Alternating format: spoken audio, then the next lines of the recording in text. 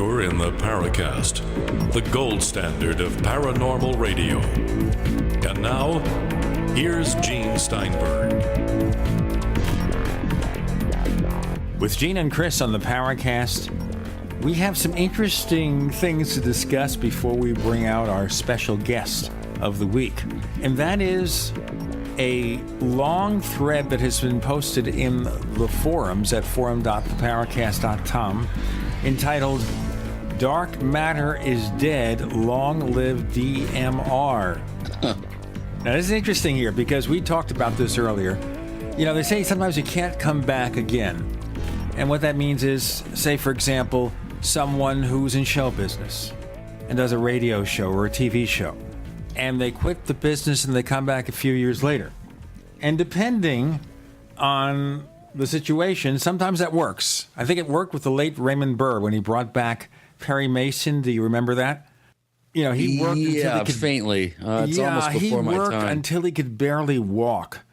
Basically, he had to hold up a cane to keep him aloft, but he kept doing that show until shortly before he died. And then we have a guy who was one of the pioneers in paranormal radio by the name of Art Bell.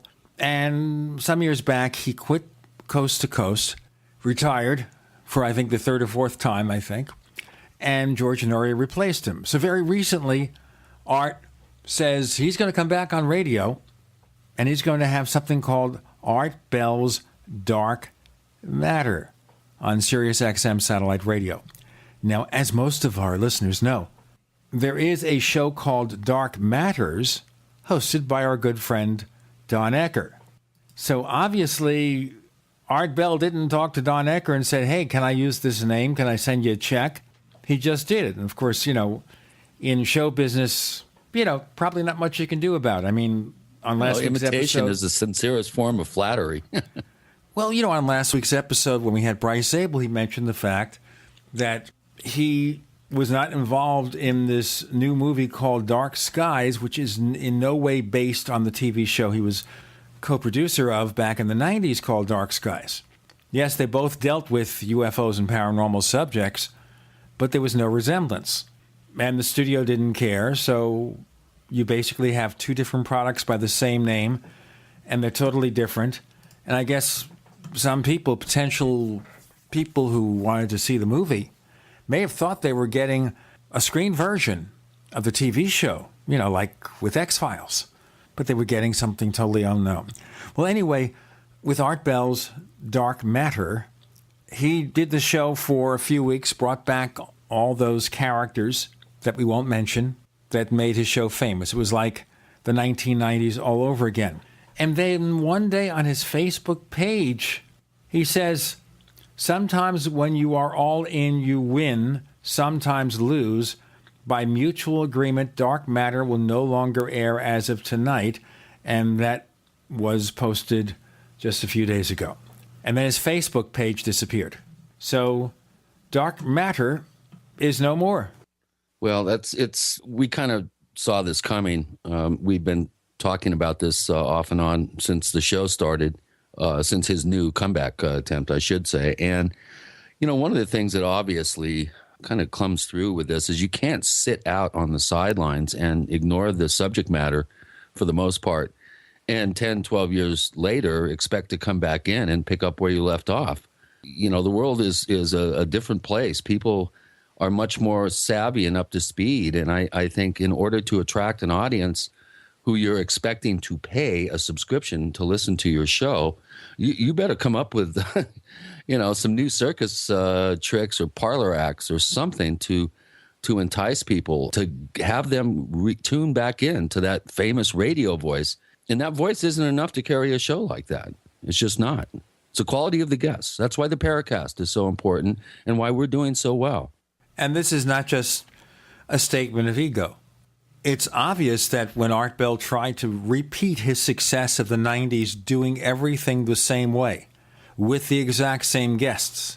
Now, I understand maybe bringing back some of those guests for nostalgia's sake. Say, hey, this is some of the people who were famous on the show years back. Let's see what they're doing today. Let's try to make it relevant for today.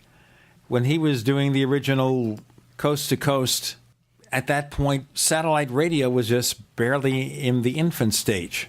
And satellite radio is a very different thing. Yes, it's primarily radio that you can listen to anywhere in the country where you have access to the satellite signal.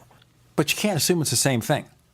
You don't have the limits of commercial radio, so maybe you can be a little bit more outrageous. This is what makes Howard Stern very famous. Of course, he also made $500 million from his Sirius XM deal. He should send us a check. But the point being here is that you just can't live on nostalgia. I guess sometimes you can with, networks. There's a network on Sirius XM where they have the old radio shows like The Shadow and The Lone Ranger and stuff like that. And if you want to hear old stuff, you can listen to it. But the paranormal field has changed. And if you don't change with it, you're doomed to failure. But I don't think that's the only reason the show is no longer there. Supposedly there was some kind of debate over whether he could offer free versions of the show. I didn't hear that. That's part of what I was reading, that there was some issue there about whether he could offer a free online version of the show in addition to what you had to pay to get on Sirius XM. But, if that's the case, if there's a dispute over this, wouldn't you resolve it before you put the show on the air? I don't know. What do I know about this? Well, the king is dead. Long live the king. And if he can come up with some alternative way to reimmerse himself back into the field and present quality, cutting-edge guests, I wish him all the luck and success in the world. But you just, you can't expect the old mule to get up and pull the cart 10, 12 years later. It's just, oftentimes people accuse us of being old fogies and being a museum and this because we constantly are hearing the name Ed Ruppelt and Donald Keough and these dusty monsters from the past. But you have to really understand where this field, where it comes from, how it developed in order to fully understand where it is right now. So to anyone out there that rolls their eyes anytime Gene mentions Keough, go back and reread your Keough and understand why we tout certain pivotal figures in the history of this field and why their work is so important and how their work has just totally impacted many people's thinking to this day, decades later.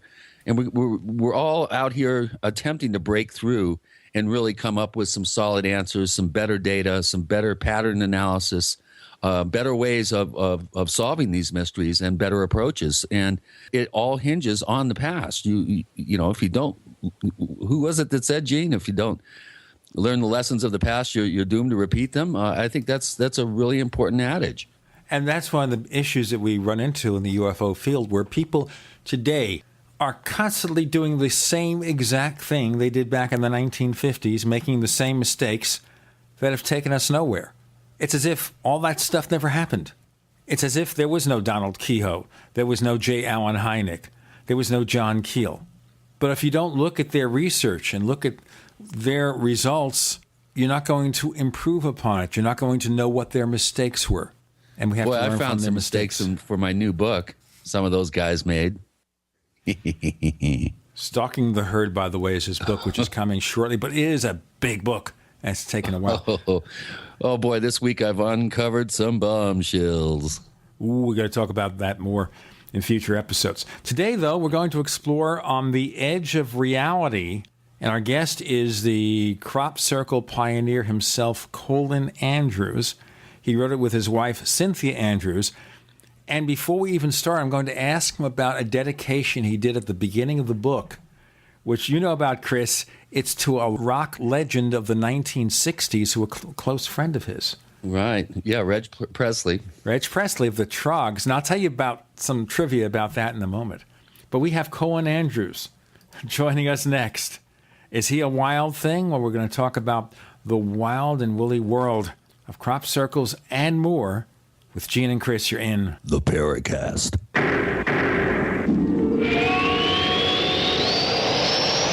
Neighbors, are you tired of dealing with a slow web hosting provider? Well, check out A2 Hosting and their screaming fast Swift server platform.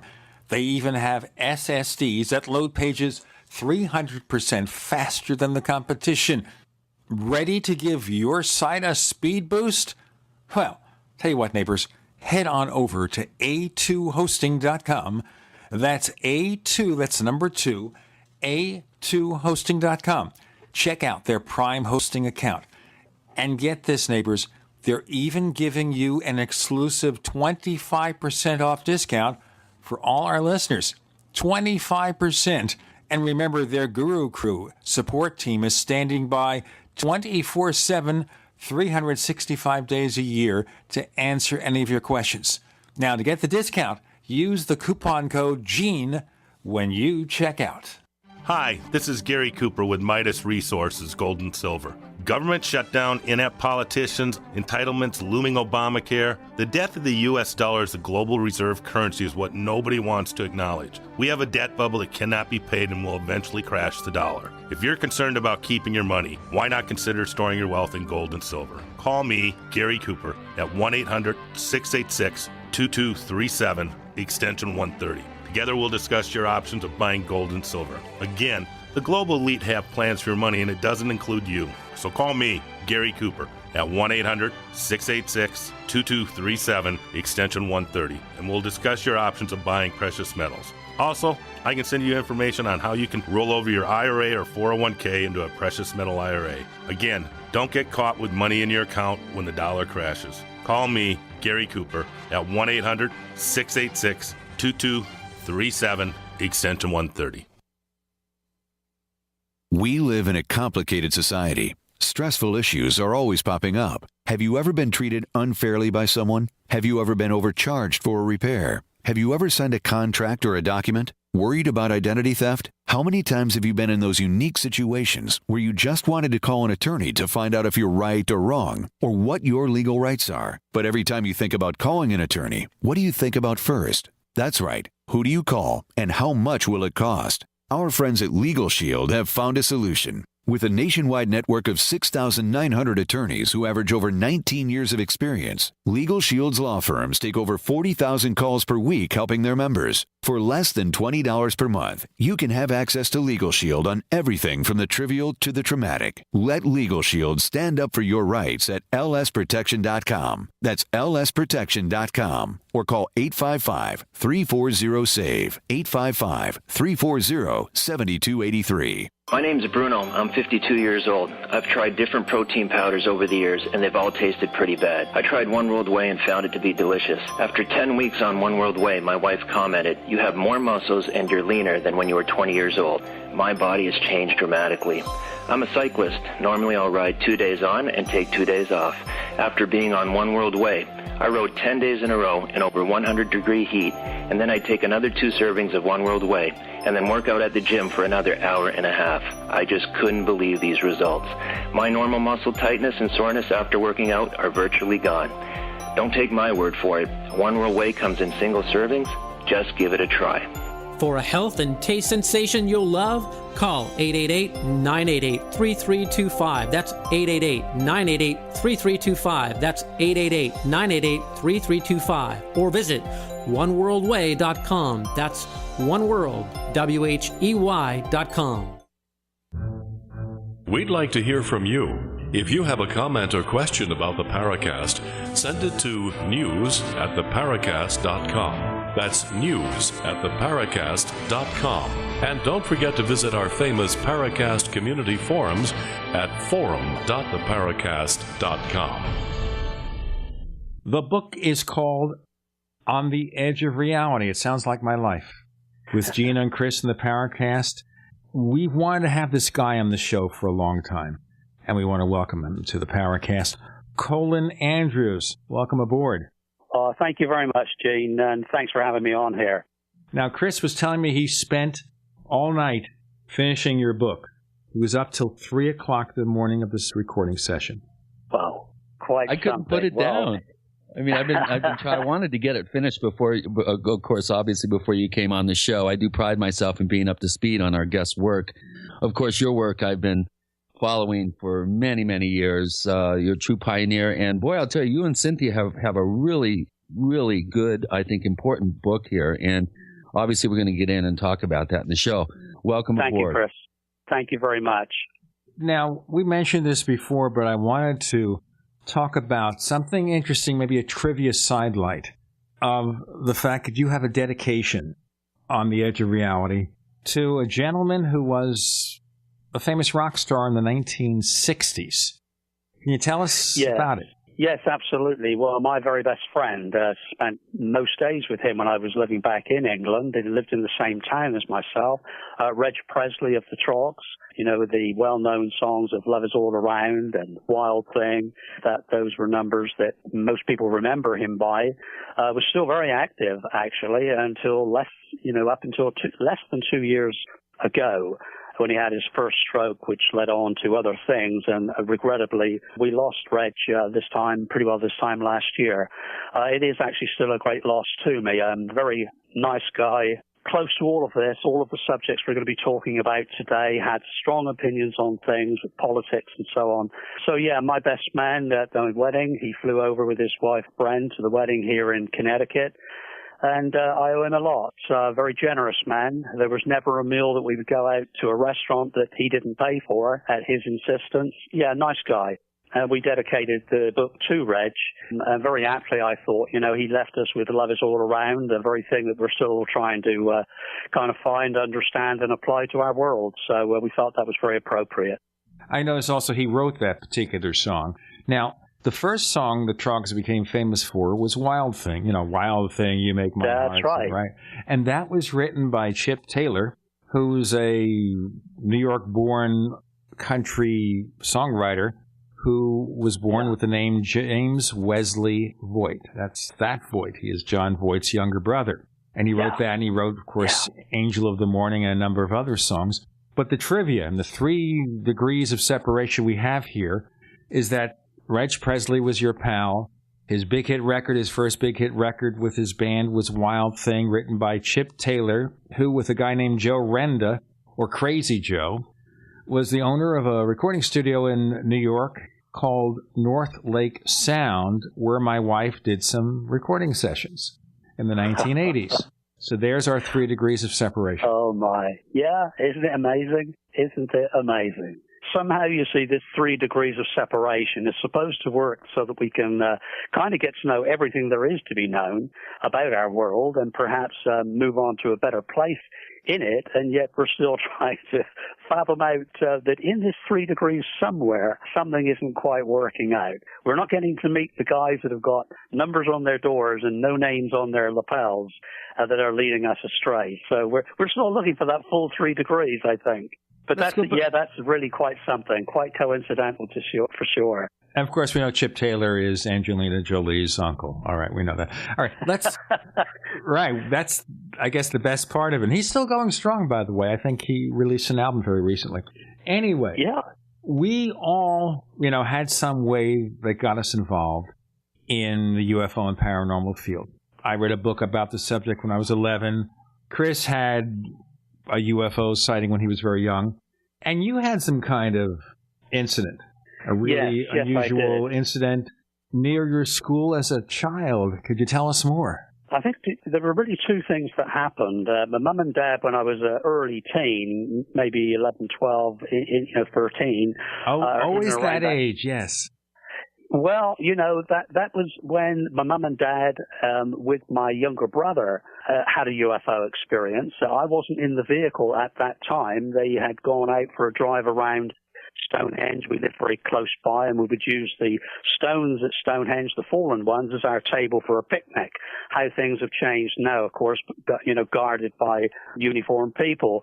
But that was a regular kind of Sunday afternoon. They had a very close encounter with a disc, and they came back in full of this thing that they had seen, this object. Created quite an impression upon me because I'd never seen my mum and dad in such a elated kind of excitement. Something obviously had happened, and if you believe nobody else, you certainly reckon to believe your mum and dad. My dad was a military, at that time, ex-military officer, and so that kind of had an impression upon me, but there was already something planted, and it's kind of a longer story, and I'll try to keep it very concise, but when I was 5 years old, on 2 occasions, I had what I always recall and always mentioned in conversation within the family as 2 very strange dreams that I really could not shake off, even though I was only 5 years old. That was 1951. I remembered these kind of so-called dreams. I was asleep in the house, in that same house where they were when they had their experience, and there was a kind of a tugging in my solar plexus, and I was aware of it. It was a very strange feeling. It was like something trying to pull itself out of me, it felt like. Suddenly, I was floating and looking down at my sister and my younger brother, and moving towards the back of the house to the wall overlooking a field. That's where the actual physical memory of these, what I thought were dreams, terminated on 2 occasions. And then came along Dr. Jim Harder at University Berkeley, who had regressed to Barney and Betty Hill and Travis Walton. He became familiar with my work, and he said that he and Professor Alan Hynek, on Blue Book, had recognized certain patterning that interested them in second marriages. People who'd had experiences came together and then went on to do other things in a related kind of fashion related to this subject. Would I be regressed? I refused it, actually several times. He arrived at my home in Connecticut. We were both on the same platform at a UFO conference near Yale University. Well, long story short, he regressed me. In a matter of about 45 minutes, which felt like about 8 to me, my wife was there, Synthia, who was the co-author of this latest book, and Cedar, who Jim Harder's wife, was also there. So there were 4 of us. I was regressed. I didn't think this was going to be possible because I was actually kind of against it, although he made me feel more comfortable. During the regression, I was tapped into, as the simplest way of putting it, to this dream event. It became something very different. I went through the whole recall as it was in my physical memory, and then there was something new, and that was that where it terminated, it continued. I went into a very bright white light at the back of the house. It was in the field at the back of the house, and I saw there, I was floating through past 2 U.S. uniformed military people. That's what they looked like. Okay, we got to float to this for a minute, then we'll get back to his experiences and remembrances. Colin Andrews joins Gene and Chris. You're in the Paracast.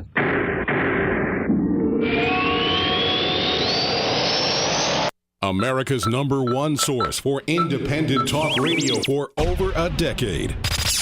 We are the GCN Radio Network. If you want to get your website online and you need reliable service, first-class service at the lowest possible price, there's only one place to go. Well, DreamHost has a special promotion with our show where they'll offer you unlimited disk space, unlimited bandwidth, one-click web apps such as WordPress, 24/7 support. You can save over $55. You want to know how? Go to dreamhost.com/radio, dreamhost.com/radio. First came Attack of the Rockoids, and it was a critically acclaimed success. And now there's The Coming of the Protectors. A former military intelligence man is contacted by a space woman in a dream that turns out to be a nightmare because evil forces on her distant planet are planning to conquer the Earth. This is gripping science fiction of the classic kind. Attack of the Rockoids and The Coming of the Protectors. Find out more at rockoids.com. That's Rockoids, ROCKOIDS.com. Which do you love best, Thanksgiving dinner or leftovers? The meal takes such time and effort, you wish it was easier so you could have it more often. Well, right now it is. Right now you can. Imagine your family enjoying the ultimate comfort food easily during stressed out times of a disaster or emergency, or outdoors while camping or hiking. The freeze-dried feast from Freeze Dry Guy is a special case of Thanksgiving dinner, ready for you any day of the year for at least 25 years. Freeze-dried turkey tetrazzini, green beans, dehydrated potatoes and sweet potatoes. Yes, even dessert. This delicious feast is ready to eat when you want or need it most, easily in just minutes. Go to freezedryguy.com or call 866-404-3663, 866-404-FOOD. There's free shipping, plus your family could win a free traditional Thanksgiving dinner. Go now to freezedryguy.com. Great news, pure water lovers. BigBerkeyWaterFilters.com has a special discount offer for all GCN listeners. You can't do better than a Big Berkey for economy. For only 1.7 cents a gallon, a single set of filters can last for 5 to 10 years. There's none better than a Big Berkey for emergency preparedness as a backup water source. And you just can't beat a Big Berkey to remove dangerous chlorine, all types of fluoride, pathogenic bacteria, cysts, parasites, and unhealthy byproducts from municipal water. Berkey water filter systems are even powerful enough to purify stagnant pond water. For the gold standard in water filters, get a Big Berkey at BigBerkeyWaterFilters.com. And all GCN listeners get 5% off all ceramic filter systems. For details, call 1-877-99-BERKEY. That's 877-99-BERKEY. Big Berkey Water Filters, for the love of clean water. These days, so many suffer from heartburn, stomach ulcers, and acid reflux, and most never realize it is the high acidity within the body that causes their discomfort. While selective diet choices can help, AlkaVision Plasma pH drops can really make a change. A few drops added to water can optimize your body's pH level, ridding you of harmful waste and acid, promoting health and restoring vibrance and energy. Healthy pH levels make all the difference. High acidity can also cause depression, insomnia, and irritability. AlkaVision Plasma pH drops bring you vital balance that can be truly life-changing. Alkalizing boosts immune response, reduces headaches and cramping, and even helps prevent bone loss. This is simple science that helps your body do what's natural. Order your AlkaVision pH drops for just $29.95 at alkavision.com, ALKAvision.com, or call 800-518-7615. Alkalize your body. Supercharge your health at alkavision.com. Hi, this is Don Ecker, and you are tuned into the Paracast. Let me tell you what, you're going to hear stuff here that you probably won't hear anywhere else. Hear that, George Snorri? With Gene and Chris in the Paracast, Colin Andrews, who's co-author with Synthia Andrews of On the Edge of Reality, recalling a time that you were hypnotically regressed and you remembered floating? Yes, floating into a very bright, shrill bright, like a welder's torch, bright light at the back of my house. I saw two military people there in uniforms. They looked like U.S. military uniforms, very serious faces. I went past them at head level between them. It felt like being sucked into a bubble. I was now inside the light, and the lighting level was dramatically reduced. It became yellow as opposed to white. And, you know, I kind of was lowered down. I knew instinctively this was nothing I was controlling. There was nothing I was doing other than I was lowered down onto a plinth, a single aluminum-looking plinth, no rivets or anything like that. And I was facing my feet and immediately saw an entity with almond-shaped eyes. They were not overly large, but they were larger than our eyes. It communicated to me, I've heard this many times since, of course, but for me it was just a dream at the time. It was saying to me in my head, we are very sorry to be doing this, but this is for a future time.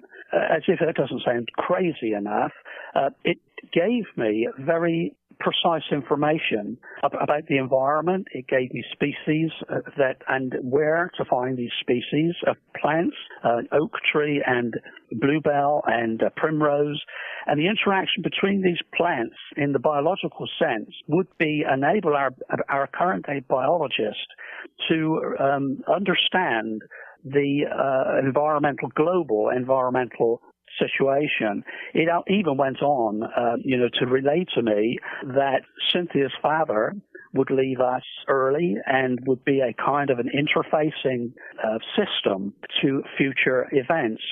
This happened. Cynthia's father was a professor of medicine at Yale. He passed away early.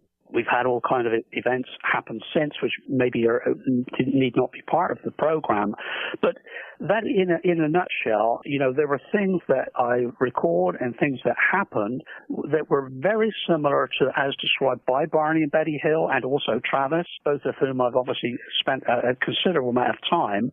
We flew to England and checked this information out. I'm an engineer that my life has been spent resolving problems. Engineers can only deal with black and white yes and no's. You can't resolve problems in the electrical and electronic world by ghosts and poltergeists. These are things that are physical. So I'm driven all the time to have a very open mind, but to resolve things using scientific protocols. And so we flew to England and looked around the area that was now implanted in my new memory, and they were there.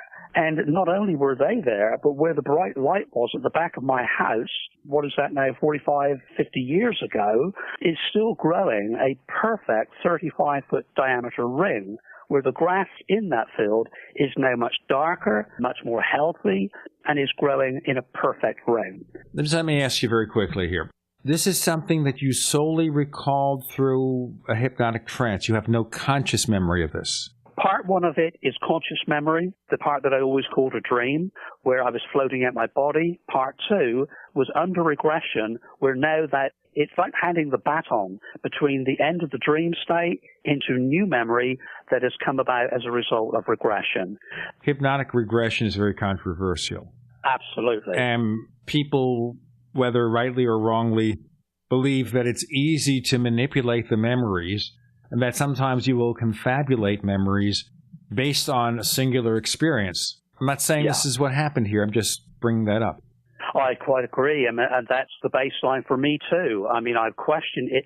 Is this now basically a fabrication, a distortion that's come from the subconscious and is brought forward in my mind? I quite agree. That's how one should approach it. But what has been more difficult for me to resolve it is the fact that the information that came forward, I was not at all aware of in that environment as a 5-year-old child, and yet it is still there for people to go and see today.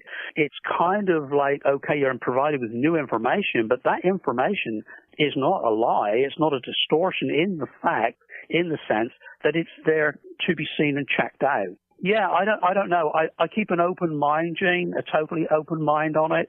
But that, I think, may have biased the domino effect inside of me. When I saw my first set of circles in 83, you could say that I was already, subconscious level even, kind of primed to show an interest, whereas other people were just passing these circles by. Let me ask you here about the interest in crop circles. Now, before that happened, were you still doing some sort of paranormal or UFO-related research, or was that, aside from the experiences, a triggering factor? Oh, I was not involved with any other research at all. I was a senior official in regional government, a very well-paid one, and I had about 200 people under my management, and I was on my way to a meeting, and just a half-second glance away from my vehicle on high ground, seeing a set of 5 perfectly formed circles forming across in a wheat field. Other people were just driving by, continuing their normal day. For me, it changed my life. I mean, literally. So I was in some way primed, I guess, because I showed more than a flinching glance. I went in. I couldn't let it go. I couldn't shake it off. I had to investigate, and that's where the research began. Let me just add something here, or ask a question here.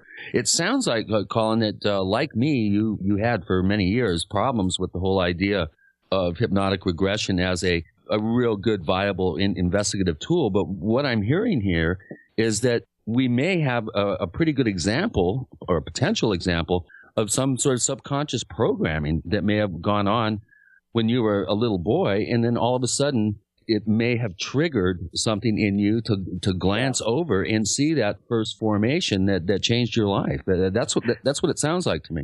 Yeah, and me experiencing it inside of this skin, that's how it is to me too. What I think has made it more tenable as time has gone on is that I've started my work on the crop circles in the same skeptical mode, is check and counter check and wherever the information and data takes you.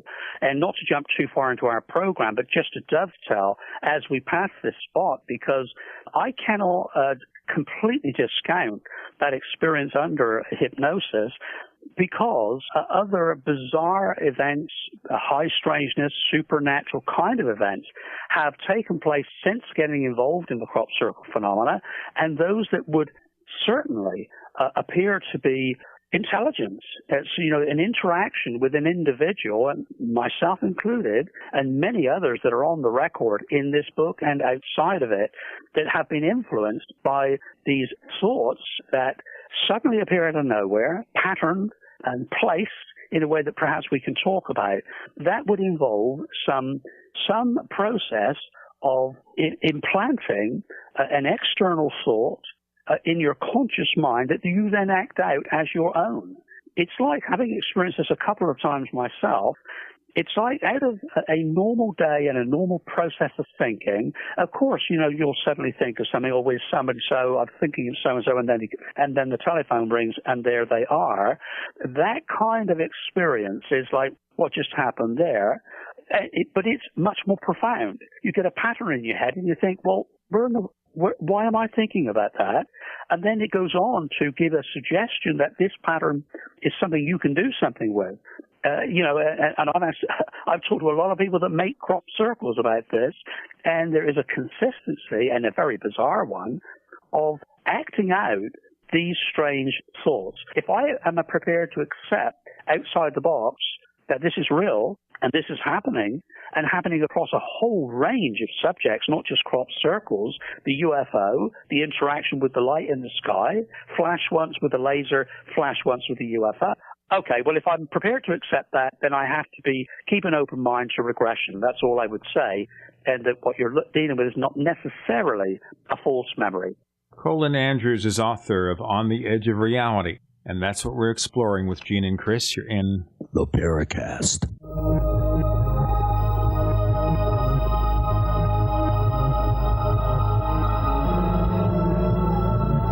Are you tired of searching for great talk radio? Something more important. Search no more. We are the GCN Radio Network. Is there a secret UFO agenda? Do strange creatures from the darkest corners of the mind roam the earth? Is there evidence for mind control, time travel, or devious government conspiracies? Find out the inside scoop on the latest conspiracies, paranormal activity, and Freudian phenomena when you subscribe to Tim Beckley's Conspiracy Journal. It's jam-packed with stories, special book and DVD promotions, and the best news, it's absolutely free, sent right to your mailbox. Plus, a bonus free email newsletter sent out every Friday.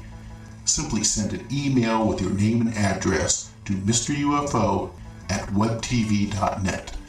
That's Mr. UFO at webtv.net. Find out what they don't want you to know. Did you know there are 3 million edible food plants on Earth, and none have the nutritional value of the hemp plant? HempUSA.org offers you hemp protein powder. It does not contain chemicals or THC, is non-GMO, and is 100% gluten-free. Hemp protein powder burns fat, builds muscle, contains 53% protein, and feeds the body the nutrients it needs. Call 888-910-4367 and see what our powder, seeds, and oil can do for you. Only at HempUSA.org. Hi, I'm Ed Krell, CEO of Destination Maternity. We proudly support the March of Dimes work to reduce the rate of premature birth. The numbers have gone down in the past 5 years, but still, nearly 500,000 babies are born too soon in the United States each year. We're helping the March of Dimes fund cutting-edge research and community programs to help more moms have full-term pregnancies and healthy babies. Join us in working together for stronger, healthier babies. Visit marchofdimes.com. We all know that Berkey Water Purification Systems are the most trusted name in water filtration. As an authorized Berkey dealer for over 6 years and serving thousands of satisfied customers, the Berkey Guy offers amazing specials for Berkey Water Filtration Systems. The Berkey Light Systems include a set of self-sterilizing and recleanable black purification elements that purify water by removing chlorine, pathogenic bacteria, cysts, and parasites to non-detectable levels and remove harmful chemicals such as herbicides and pesticides. Order the Berkey Light Systems system today, complete with 2 black Berkey elements for only $231, and the Berkey Guy will ship your order free of charge. With the purchase of a Berkey Light, the Berkey Guy is also offering a set of fluoride and arsenic filters for only $39.99. That's over 30% off the retail price. Call the Berkey Guy at 1-877-886-3653. That's 1-877-886-3653. Or order online at goberkey.com. That's goberkey.com today. A little over a year ago, I began to do a lot of research into why, even though I had a pretty good-sized meal, that I was still starving. And my research led me to a well-known fact that most of the soils that we grow our crops on here in the United States and across the industrialized world are almost completely depleted of almost all of the key minerals and trace elements that our bodies need to rebuild themselves, fight off cancer, and be healthy. I then searched out the best vitamin and mineral company out there and discovered Youngevity. The Youngevity products are designed to give you the real nutrition you need, and once you've got that, you don't have to eat as much to be satisfied. I've lost 37 pounds in 2 months, simply getting the vitamins and minerals I need. Check it out for yourself. It's incredible. Go to InfoWarsTeam.com today and order your first canister of Beyond Tangy Tangerine Complete Multivitamin Mineral Complex Dietary Supplement. That's InfoWarsTeam.com. This is Leslie Kane, and I'm with the Coalition for Freedom of Information, and you are listening to the Paracast. Just to let you listeners know, we have loads of questions our listeners have asked of Colin Andrews. There is no way we're going to be able to cover all those questions. We'll probably have to have him come on again. The book, On the Edge of Reality, and you're talking about here an interaction or some sort of communication that you believe exists between humans and some sort of global or universal consciousness? Is this kind of a godlike belief or what? Well, it's not a belief. I am a person who, at a young age, kind of questioned the whole concept of God, as it were.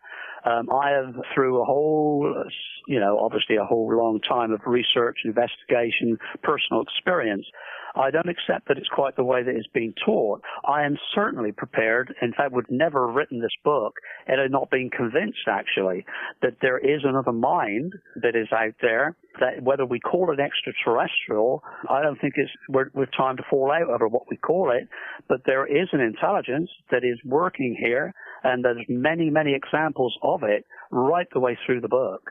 I don't know about God. I guess it is God-like. It would be true to say, in the sense that people that have the belief in one of these many religions, that it probably is God-like, but we don't need to see it as God. It's almost Gaian and almost like nature, or maybe some collective human imperative or human subconscious at work. I would tend to jump toward the closed system answer as opposed to jumping off planet myself. But it's really compelling in the book. You bring up example after example of hoaxers going out and pulling off impossible deeds and examples of what seems to be compressed time, perfect alignment with, this one formation had was in a 5-sided field, and just coincidentally, the crop circle makers went out there and put a perfect pentagram located exactly in the spot that would be enhanced by the 5-sided field lines. People meditating crop circle formation ideas in their head in a group, and the next day there it is. There's so many examples like this that are very well documented. Are you throwing out any sort of ET possibility, or are you factoring it out, or are you factoring it in? Where do you come down? Well, I think, Chris, we simply leave it there on the side. We just can't, take every battle and make it our own. What we've tried to do in this book is to establish that there's hard evidence to support the actual reports that you've just related, and that there is, beyond the possibilities of chance, another mind or another intelligence involved in it, that something is manipulating or interfering or entering the domain of man in ways that we had not previously anticipated. You know, there would seem to have been a conversation going on here inside of the subject of the crop circles, and I would extend that to many other subjects, if not all of them. And we weren't aware that the conversation was going on because we weren't talking. In fact, many researchers wouldn't allow the concept that people were making them, when in fact it was the people making them that had held in their hands a great deal of evidence that help us forward in our understanding of what's at work here. I mean, what has helped me personally is that I've had my own personal experiences, and I don't expect anybody to believe me, but I know for me that the reason I'm talking to you today is because of my personal experiences. I can doubt everybody else, and perhaps it's even the best way to go. But I will not, because I know what happened to me. I cannot doubt myself. I know, for example, and I'll keep this brief, that on one particular evening, there are many examples and they are in the book, when I meditated, you notice I didn't use the word praying. Some people will use that word, but I was meditating. All I'm doing is projecting from a sincere place inside of me, inside of myself, asking whatever is out there to produce a pattern I'm visualizing, a Celtic cross, never appeared on our planet Earth before in the largest database in the world that I own. And here I'm saying two things. Could this be produced and as close to my home as possible? Now, I only have myself to believe in this, and I expect nobody else to believe that. But what happened is I was laid on that same bed that night. The early morning, the telephone went. A farmer who I knew, programs have been made out of this since, is Jeff Smith, close to my home near Stonehenge, saying, Colin, I can give you 2 hours to look at something we found in the field. That field happened to be the last one that had plants in it close to my home. I wasn't aware of this, not at that time. In the field, he had discovered the very design that I had meditated on and requested that night. I swear to you, I didn't make it. I've never made a crop circle. I held the end of a tape with somebody who showed me how they did on one occasion. But so these are facts, and everything in that book is as truthful as I've been able to, personally put my name to. Well, let me ask you to expand upon that. The common perception of crop circles is that these are budding artists who just go out there in the field and they do their stuff, but you're saying they may be doing something, but they are influenced by this hidden or subconscious force. Absolutely. And these guys who I am talking with, and I have been now for the last 13 years of the last 30, I was sure slow getting there for the same reason as many of my fellow researchers that came along in later years. They had the problem of talking to people who were deceiving us, or at least that was our perception of it. But absolutely, I mean, when I've opened the dialogue following a special investigation that Lawrence Rockefeller funded back in 1999 and the year 2000, resolved at that time that 20% we couldn't resolve, 80% were being made by people. That was right back then. Talking with these people, it was just extraordinary. I was hearing from these guys that I had never spoken to before. My fault. I take the rap for that. Convincing the world they couldn't be made by people, right under my nose, here they are, made by these people. And they're telling me the very things they've had as paranormal, supernatural kind of experiences, they didn't know. I already had in my files that it happened to me and other people researching them. And indeed, incidentally, farmers, police officers, and other people too. I think when the world wakes up to the fact that the bizarre nature of what we have already discussed in this program, when they realize this is happening to their favorite pop star, it's happening to their favorite minister, whichever religion they believe in, and it's happening to their favorite politician they've put into power, and just about everybody else, they will realize that nothing was the same, nothing is the same as the way it appears. Yeah.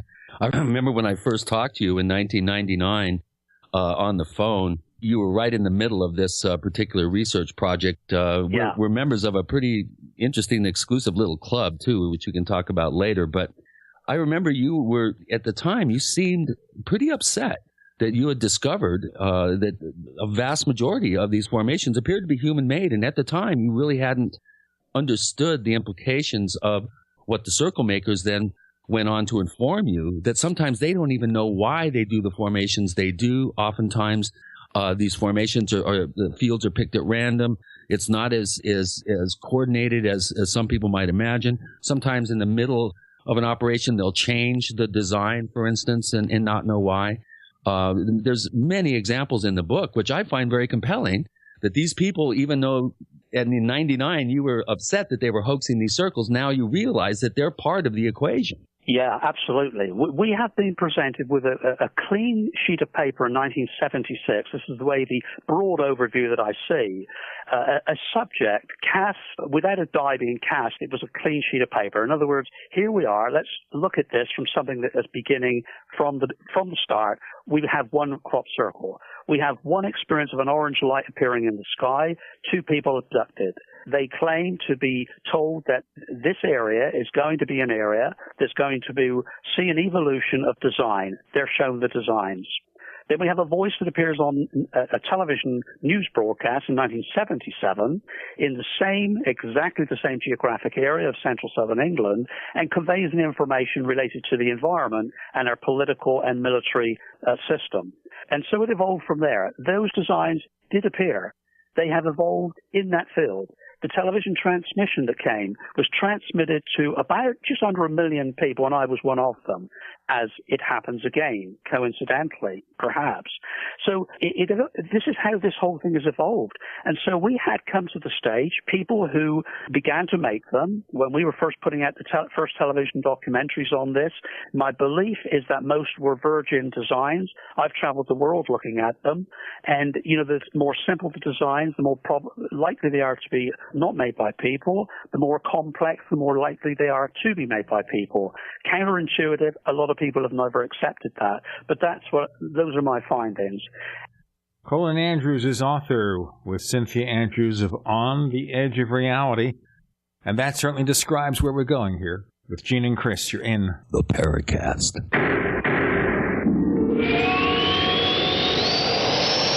The GCN Radio Network, providing the world with hard-hitting talk radio. GCN. Great talk radio starts here. Hi, this is Ted Anderson. If you'd like to listen to GCN programs on the go, I have great news. GCN has created a Droid and iPhone application, and it's free. Just as easy as going to GCNlive.com, click on the banner, and download. Before you know it, you'll be listening to your favorite hard-hitting GCN shows, live or on demand, right on your Droid or iPhone, 24/7 and on the go. So download the Droid and iPhone app free by clicking on the banner at GCNlive.com. Thanks again for listening to GCNlive.com. Again, that's GCNlive.com. We the people grow cotton, weave fabric, engrave ink, embed strips and fibers to protect from counterfeit, then carting to a private bank, having it lent back at interest, forcing taxes to service debt. This capitalism, or was Jefferson correct when stating a central bank issuing the public currency is a greater menace to the liberties of the people than a standing army? Ted Anderson, I'm placing a free silver dollar in a book that explains our monetary system. Call for your copy, 800-686-2237. It's time to understand the system. Call 800-686-2237. That's 800-686-2237. A healthy digestive system supports a healthy immune system. And a healthy immune system protects you against infections and disease. Pro EM1 Daily Probiotic Cleanse, available at Teraganix.com, is the key to digestive health. Pro EM1 is a powerful liquid probiotic and is gentle enough to use every day. Pro EM1 contains 3 groups of beneficial microbes and enzymes to cleanse and remove toxins, supports weight loss, improves absorption of food nutrients, and aids in controlling yeast and other infections. Pro EM1 is dairy, wheat, and soy-free, is non-GMO, has all natural certified organic ingredients, has no preservatives, and is never freeze-dried. Pro EM1 is the key to your digestive health. Order Pro EM1 Daily Probiotic Cleanse at Teraganix.com, spelled Teraganix.com. Teraganix.com, or call toll-free 866-369-3678. That's 866-369-3678. Pro EM1, the raw probiotic.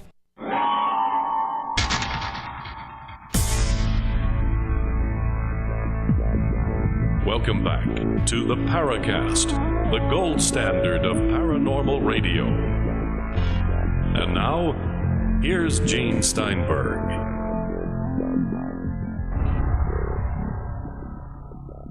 With Gene and Chris on the Paracast, we're talking about the background of crop circle research. And Colin Andrews suggesting that even though these are in many cases being done by regular human beings, they're being influenced from somewhere else. And before we get to the questions, just a quick inquiry on my part, Colin, and that is, all right, if you're dealing with a global or universal intelligence, alien or otherwise, how do you prove that? How do you find the nuts and bolts of that, or do you just have to believe? No, I think there's a middle ground here, and I think it is by sharing the information. The belief comes by, first of all, being able to imagine a situation, a scenario, an event, and then to have other individuals sharing their experiences, however outlandish and unbelievable, which is something I've had to do myself in recent years, share things that I'd kept secret. And I've since had a return on that investment by people sharing their experiences with me. And so the reality of what's happening slowly changes, and the reservoir of thinking changes with it. And so the belief comes from understanding and believing that this is a broader problem than just your own. And so I think that evolution is where we head into a new direction, and where I think the book is actually having an impact, if I may say that myself, is that it's opening up a new kind of discussion. Not that nobody else has thought about this, not at all. I know you've done great work, especially on the UFO, both of you. And, you have an inquiring minds that will seek out the same kind of data, but bringing them together in a broad perspective and seeing how it works in politics, religion, and other subjects, we begin to see that we are evolving along a pathway. We are on a program that is not necessarily without some help or direction from other places, good or bad. And I don't know whether it is necessarily heading towards a good place or a bad place, but I think it is our responsibility to attempt to make it a good place, by trying to seek out in all of this information truth. And that's where I get to fall out majorly with our governments and many others, in the multinational companies, et cetera, Truth is a very important ingredient. It takes us to a better place. I'll say. Yeah. That's yeah, huge. I mean, it takes us to a better place. And so, I think extraterrestrial in this piece of the equation, we can guess whether it's extraterrestrial, but it's certainly extra human. I will put my name on that as I have with the book. I'm very confident that there's a helping hand here. One thing that I noticed early on in the book is the observation that many of these formations, when you see them on the ground, you don't realize how they appear to be interacting with the environment. Location of supposed ley lines, Roman roads, standing stone formations. And it's always kind of puzzled me why that particular part of the world, why the Wiltshire area, which is highly concentrated for the crop circle phenomenon, why there in southern England? Have you given any thought of why this, besides Doug and Dave getting out there? Yeah, that's who, by the way, you point out, they didn't even realize why they were doing some of these early circles. They would look at each other and go, why are we out here? Yeah, great. You've covered a lot of ground there, and you clearly have read the book. But it's the actual location itself. Can you address that? Yeah, well, yes, I'll certainly attempt to. I mean, a lot of thought being put to this because, after all, it's correlations that one always looks for in the data. And here, if you have something, an area where you're getting 90% of the world's total reports, good and bad, real and hoax, then there's something there that we need to understand. And where I would go with that is there are several things. Archaeological sites are predominant in that area. That may or may not be connected with it, but it has a spiritual component. It has a component of man's investment in his mind. They were not constructed for no reason. These are mammoth undertakings. Stonehenge, the stones, 80 tons brought from areas miles away. This is not a small task. You're building the largest man-made pyramidal mound at Silbury Hill, the largest archaeological site a monolithic stone structure of Avebury, all in that same area. These are not small undertakings. Why were they put there? Well, it's a separate question, but that is a correlation in the data. Another correlation is that there are vast quantities of water that are moving underground in the chalk strata, the geostrata that actually consumes and absorbs large quantities of water. That's pretty unique to our planet. There are not many places that have a geostructure, but here's the other one, and I think it's probably the most significant. This came out also, incidentally, at the Utah Range. The Skinwalker book was written about Robert Bigelow's work. Took a team there. I was invited to be part of that team at one point, but they discovered the same thing as we've discovered. Here we have an area that appears to be a Stargate kind situation, some kind of placement of an interface between dimensions where the most inexplicable and unknown happens, most of which is not understood at all. Only that there's a place in the sky where these objects appear. There are animals that have never been seen before anywhere else at any other time. The Native Americans knew about them here, and back in England, the Celts constructed sites would seem perhaps to mark those locations.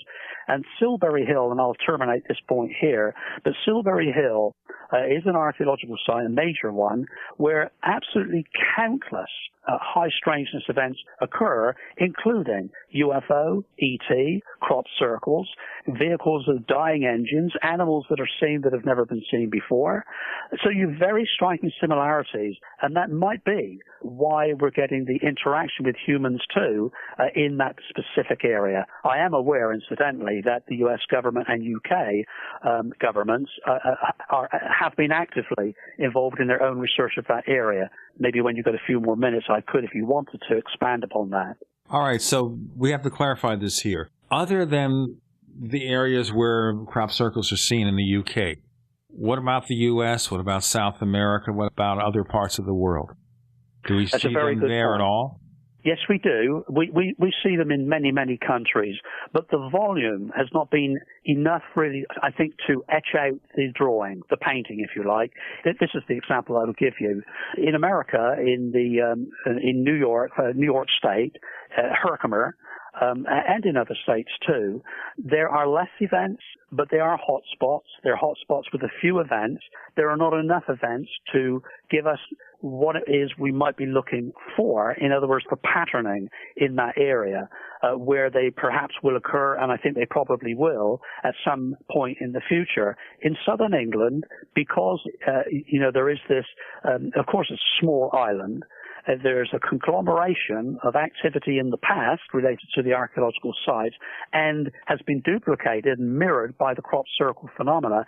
Now, here we have a large volume, over 2,000 reports. I've got 2,500 now in the database here. I mean, hundreds appearing. It peaked and it's dropping away, dramatically dropping away right now.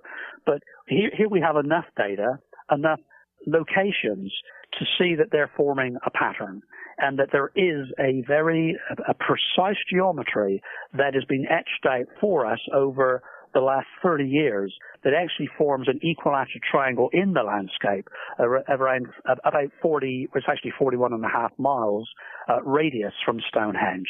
I've got a question that might relate to this. Obviously, we're going to get into talking about science, the work of W.C. Levengood and BLT research, some of the early scientific work that has been done to try to determine if we can differentiate between the man-made circles and the ones that are truly high strange. This is a question that comes from Technomag T at forum.theparacast.com. And he wants to know if we know of any technologies developed by humans, number one, that have the potential to create crop circles other than the old-fashioned board and string. And have there been any additional scientific progress identifying the cause of crop circles? Levengood mentioned plasma vortices, that sort of thing. Where do you come down on the science of this? Let's hold that answer till our next segment, okay? Colin Andrews joins Gene and Chris. Lots more questions to be answered. You're in the Paracast.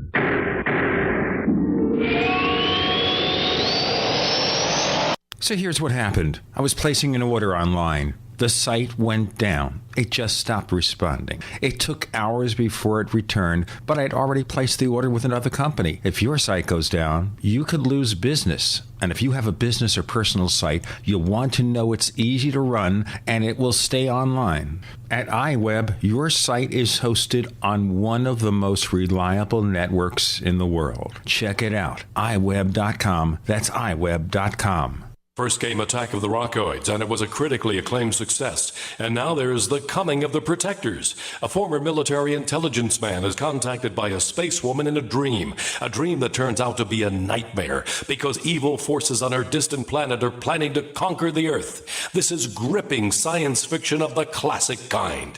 Attack of the Rockoids and The Coming of the Protectors. Find out more at rockoids.com. That's Rockoids, ROCKOIDS.com.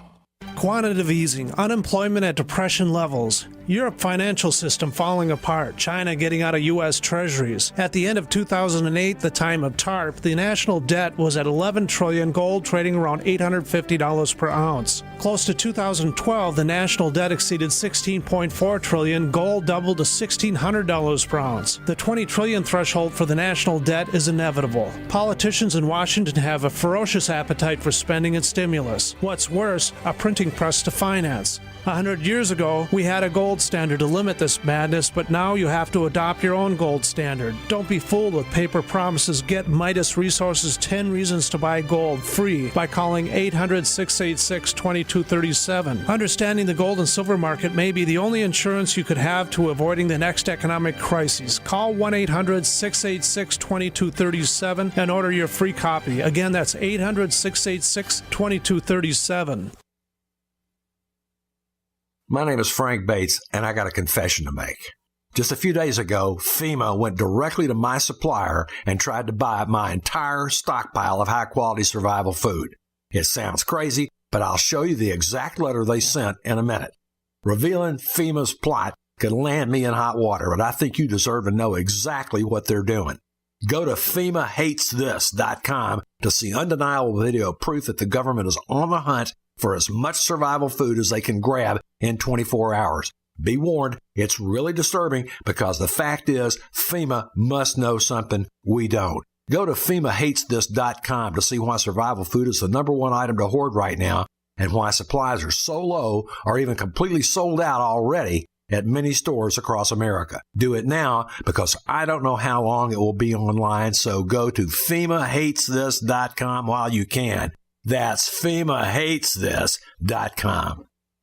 Positive results from satisfied customers of Heart and Body Extract continue to pour into our website, hbextract.com. This is Al from New Jersey. One day I saw your ad for Heart and Body Extract, and it mentioned that it would help me with angina, so I decided to order. I figure I had nothing to lose. Heart and Body Extract supplies your body with everything it needs to balance itself and maintain optimal heart and circulatory health with no negative side effects. I took the formula 3 times a day as directed, and I kid you not, within 4 days, my angina pain was completely gone. Order HB Extract by calling 866-295-5305 or online at hbextract.com. That's 866-295-5305 or hbextract.com. I could not believe it actually stopped the pain. Heart and Body Extract actually works. This is just an amazing product. Even the numbness in my hands is completely gone. Heart and Body Extract for a long and healthy life. We'd like to hear from you. If you have a comment or question about the Paracast, send it to news@theparacast.com. That's news@theparacast.com. And don't forget to visit our famous Paracast community forums at forum.theparacast.com. Oh, this is fascinating. It really is. We're enjoying the presence of Colin Andrews for the first time on the Paracast. He'll be back. If even just to answer all the questions we have, Chris posed the first one at the end of our previous segment. Colin, what's your response? Well, coming to the sciences now, the scientific work that's being done, you know, as I've mentioned, I'm an electrical engineer myself, so my bias has been to what I know, electrical engineering. So the first thing that I was involved in, apart from gathering the data of the placement of these things, the dimensions, their alignments to magnetic north, is where I was coming from initially. I did the magnetometer tests in these and showed that a small number of them, the more simple ones, once again, we come back to that, showed that there were magnetic anomalies, sometimes as much as 300% increase in the magnetic field, and patterning in those measurements, the actual design of the circle itself. That's an astounding fact, and it has only actually happened. It's been measured in a small number of designs. And so that's one scientific result which has still to be worked with, fully evaluated, fully understood. That's part one. Part two, I'm not a biologist, and this is, I'm being very careful how I'm setting myself up here, because this is a very controversial area, and I know you've had Nancy Talbot on your program, and, BLT Leavengood work has been there. It's a large body of work. I happen to be, and it is regrettable because it has caused friction, amongst us. Not anything I've taken up personally, but it has been kind of thrown back at me personally, which is kind of difficult to deal with, because in the public domain, and I didn't ask to become a public figure, but I've kind of become one in this subject arena. It's a difficult area. Now, the body of work must speak for itself, and its representatives will represent it as a body of work. What I know is that I placed many plant samples to University of Sheffield biologists years before Leavengood received his own, which was from my team. Pat Delgado sent the first ones from some of the early designs we were looking at, which excited him, mystified him with his work, that there were changes at the cellular level, that there were results there that he felt were not natural in the sense of, not natural vortices, meteorological or otherwise, and perhaps even a plasma, electrified plasma being involved, low levels of microwave. Well, this is where it becomes controversial. I accept my part of this is that I was informed by the team that had worked with me, and actually were still working with me to a small degree, who had become the samplers in Great Britain, plant samplers for BLT. Well, they felt, because they weren't happy with the results they were seeing, they didn't seem to satisfy them, because they thought strongly that what they saw under their feet were man-made. Not in every case. I'm just saying that in some cases where they felt they were looking at man-made, they saw tracks, they saw damage to plants, and other evidence that they thought, well, I think this has been made by people. But nonetheless, their obligation was to send these plants samples and inside these areas to Leavengood. Mr. Leavengood, which they did. And when the results came back on a few occasions, that they were amongst the best results he had seen, and almost certainly created by, this plasma, they became even less happy. So they effectively did a double blind, which has really put me personally in the deepest part of the water, because I felt the results that came back from that double blind was important for all of us to know, all of us to share, because it was at that time that we were hanging a very major hat on the BLT hook, that here was a definitive scientific result that differentiated between the real and the man-made, when in fact the samplers themselves, and they let me in on some of these blind tests that they were carrying out, I became a quiet bystander to the blind testing process that was going on, and I became astounded. Even when I was filming farmers saying, well, that was over there was caused by heavy rain we had last night, and the samples would be sent and come back as an amazing result, I became more and more disillusioned. And I, rightly or wrongly, it was never anything personal. I actually like and admire a man in science that comes forward, because I know what there is to be lost, in subjects like this.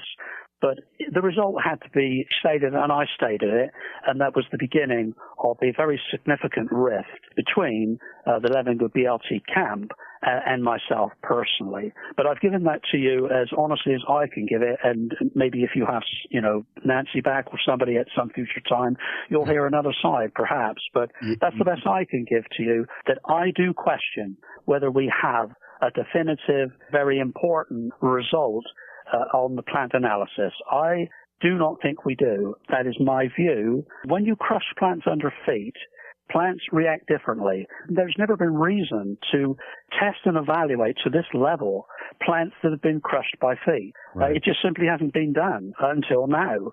And so I think we could be looking at an important result that when a plant is stressed, it says, I'm dying, my species is in trouble, and it does things to protect itself and to safeguard the future generation. In a heavy drought, apples will form in multitude, and all other fruit will too, because it's saying, I'm in trouble, we need to survive, let's put out the seeds as much as we can do for the next year.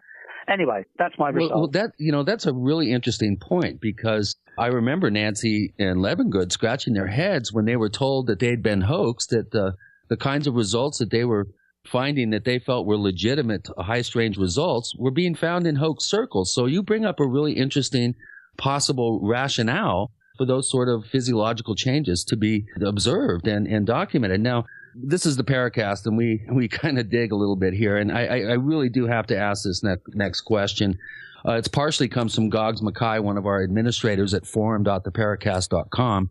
But the psychic Robert Vanderbroek from Holland recently came out with a fairly unbelievable channeling that he did from the recently departed Pat Delgado, who's a dear friend of yours, with some sort of message for you that really kind of blew up into a tempest in a teapot. Why don't you give our listeners just a real quick thumbnail sketch of that and where you come down?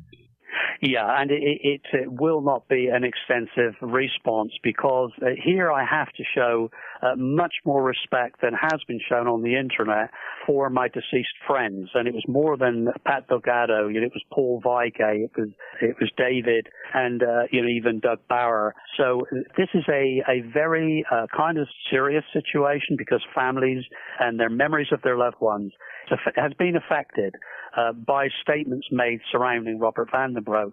I have spoken to Robert. I have to say that I have not been able technically to resolve, nor has anybody else, I don't think, what's happening around Robert. But I don't wish to get further involved in a quagmire of many claims related to people who I loved and respected, and their families too. So that's where I come down. It is a very big subject in of itself, and yes, seemed to be a mysterious one.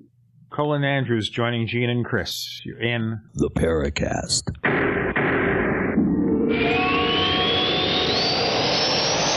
America's #1 source for independent talk radio for over a decade. We are the GCN Radio Network. Graphic Converter is the image manipulation tool for the rest of us. It does not use any database. You get full control of all your files. Want to view the images of a folder? Drag it into Graphic Converter, and a powerful browser opens up to show your image files. You could use it for slideshows. You could use it to import images from digital cameras or from scanners. Need to do some image editing? You can do that too in Graphic Converter. Also print catalogs. Convert from so many formats I can't even list them. Download now to see if Graphic Converter is good for you, like 1.5 million other users. Guess what? You could save money when you buy Graphic Converter. Use the coupon code Night Owl. Use the coupon code Night Owl to get a special price for Graphic Converter. Go to lemkesoft.com. That's LEMKE soft.com. lemkesoft.com. LEMKE soft.com. We live in a complicated society. Stressful issues are always popping up. Have you ever been treated unfairly by someone? Have you ever been overcharged for a repair? Have you ever signed a contract or a document? Worried about identity theft? How many times have you been in those unique situations where you just wanted to call an attorney to find out if you're right or wrong, or what your legal rights are? But every time you think about calling an attorney, what do you think about first? That's right. Who do you call, and how much will it cost? Our friends at Legal Shield have found a solution. With a nationwide network of 6,900 attorneys who average 19 years of experience, Legal Shield's law firms take over 40,000 calls per week helping their members. For less than $20 per month, you can have access to Legal Shield on everything from the trivial to the traumatic. Let Legal Shield stand up for your rights at lsprotection.com. That's lsprotection.com. Or call 855-340-SAVE, 855-340-7283. An e-cig revolution is sweeping across the country. But is yours American-made? Vaporite e-liquid by LeSig is. Manufactured in Arkansas with 100% USA-sourced ingredients. And when you buy American, you support local jobs. Vaporite e-liquid by LeSig is top quality at an affordable price. The very principle that once drove the American economy. Get great taste with no ash, tar, or smoke. You'll be wondering why you didn't make the change to Vaporite e-liquid by LeSig a long time ago. LeSig.com has everything you need, for beginners to the advanced vaping enthusiast, with a wide variety of hardware, and also imported e-liquid flavors as well. Plus, LeSig smokes the competition with fast, free, same-day shipping, real people customer service, and a 30-day satisfaction guarantee. Support our country and become a Vaporite at LeSig.com. Or call 870-525-1440, 870-525-1440. LeSig e-cigarettes for today's modern smoker. That's the sound of a .44 Magnum and Trauma Max, a high-tech hybrid Kevlar bulletproof vest from InfidelBodyArmor.com. Will stop it and most pistol rounds. Trauma Max is a major breakthrough in pistol-rated body armor, and prices start at just $170 per insert. More protection, more stopping power, more mobility, and it weighs less than 5 pounds. Get details at InfidelBodyArmor.com. That's INFIDEL Hi, I'm Ed Krell, CEO of Destination Maternity. We proudly support the March of Dimes work to reduce the rate of premature birth. The numbers have gone down in the past 5 years, but still, nearly 500,000 babies are born too soon in the United States each year. We're helping the March of Dimes fund cutting-edge research and community programs to help more moms have full-term pregnancies and healthy babies. Join us in working together for stronger, healthier babies. Visit marchofdimes.com.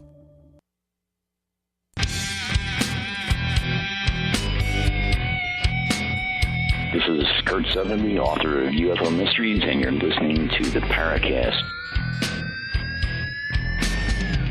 I'll tell you what, we had a big dust-up with Nancy over this Robert Vandenbroek issue. Yeah, I'd rather not get into any more of it. There's a large thread, a couple, I think, in our forums at forum.theparacast.com. The shows are in our archives.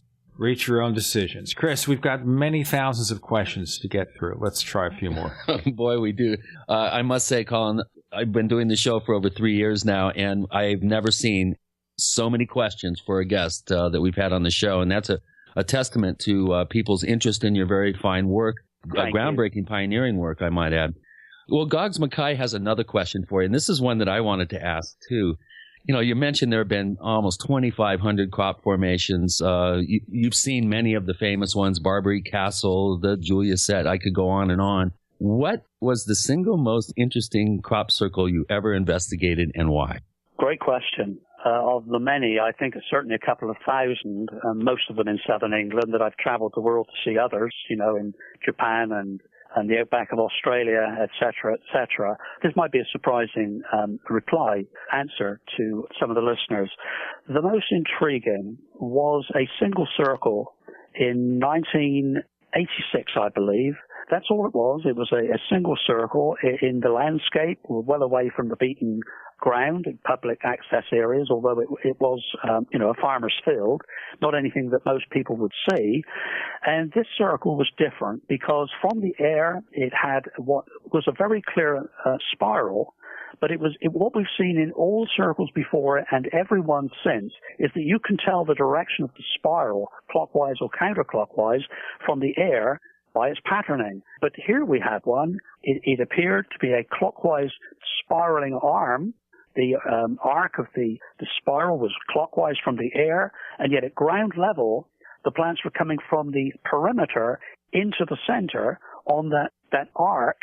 It had also along each of those veins that form that spiral, interwoven sinusoidal sine waving plaiting of the plants. It's the best way I can describe it over the radio like this. It was absolutely extraordinary. I spent a lot of time there with the farmer. I was joined by Dr. Terence Meaden, head of the Tornado and Storm Research Organization in Britain, and we spent together a lot of time looking at that. That was one pattern that has stood out, a pattern of plant flattening that has stood out amongst all of them.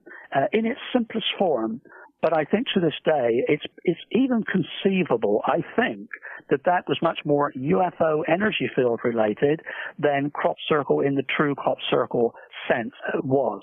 Yeah, interesting. And also I think it's an interesting exercise to look at the patterning of complexity and how those original circles in the 70s may have been Doug and Dave or whomever, but we see at Cheesefoot Head in 86 the first real pattern of complexity, which was a ring around a simple circle that really, to me, indicated the first real amount of complexity. And I'm holding a book here by Michael Glickman called Corn Circles, which does exactly that. It leads the reader through the actual patterning of complexity in the first 10 years of the crop circle phenomenon. This book was given to me by Lawrence Rockefeller, actually, and I treasure this book because of its simplicity and how you can really get a visual sense of how these formations have become more and more complex over the years. And one thing I must point out is 1986 is when mad cow disease broke out in the cattle herds in southern England. So I think that there's a correlation there that I talked to you about back in 99. I think I kind of freaked you out with that.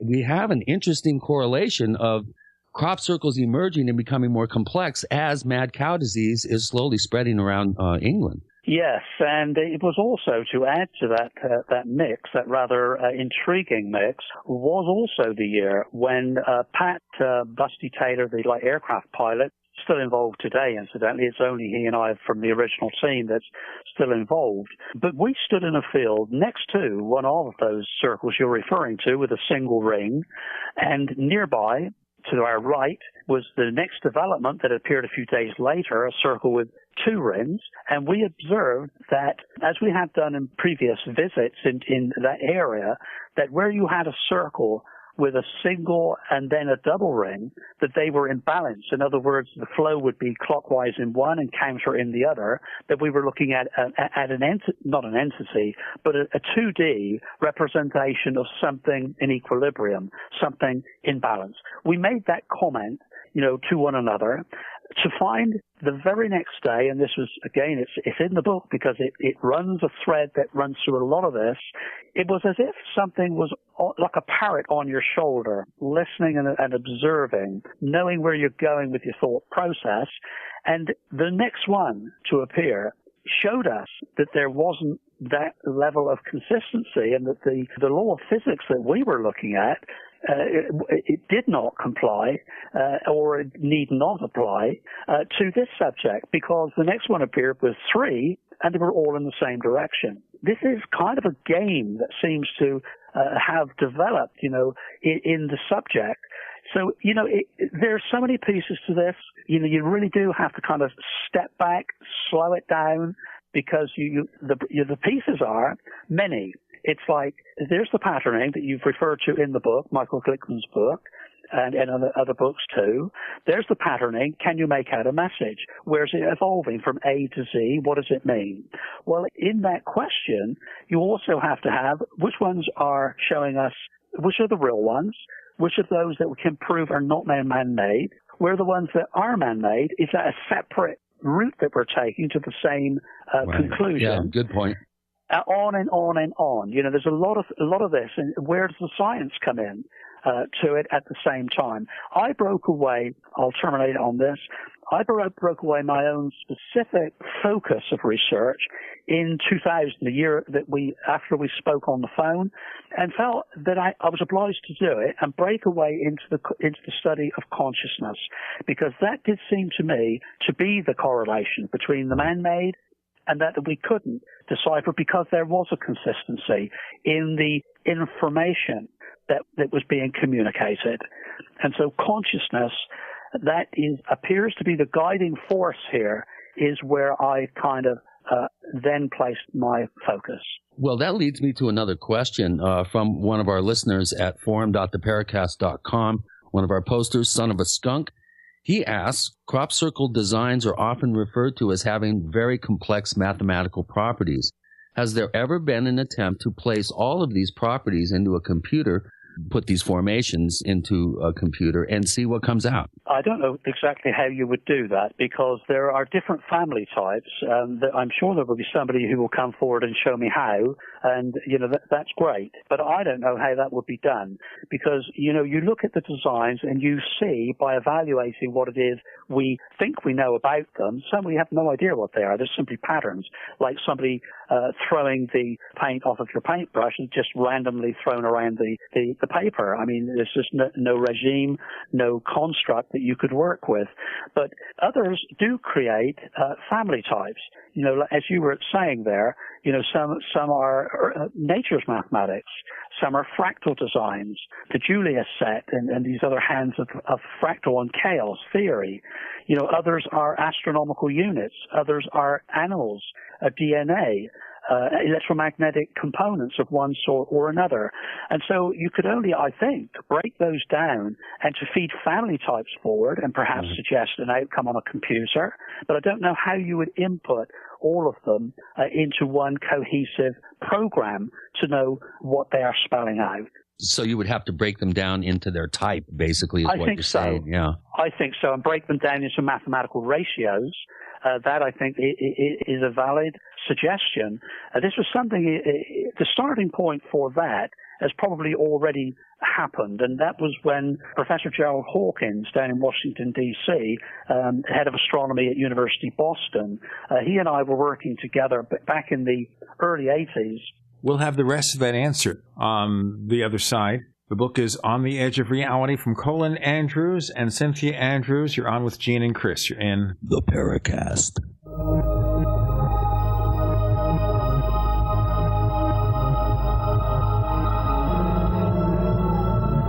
Are you tired of searching for great talk radio? Something more important. Search no more.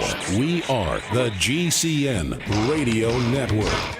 First came Attack of the Rockoids, and it was a critically acclaimed success. And now there is The Coming of the Protectors. A former military intelligence man is contacted by a space woman in a dream that turns out to be a nightmare because evil forces on her distant planet are planning to conquer the Earth. This is gripping science fiction of the classic kind.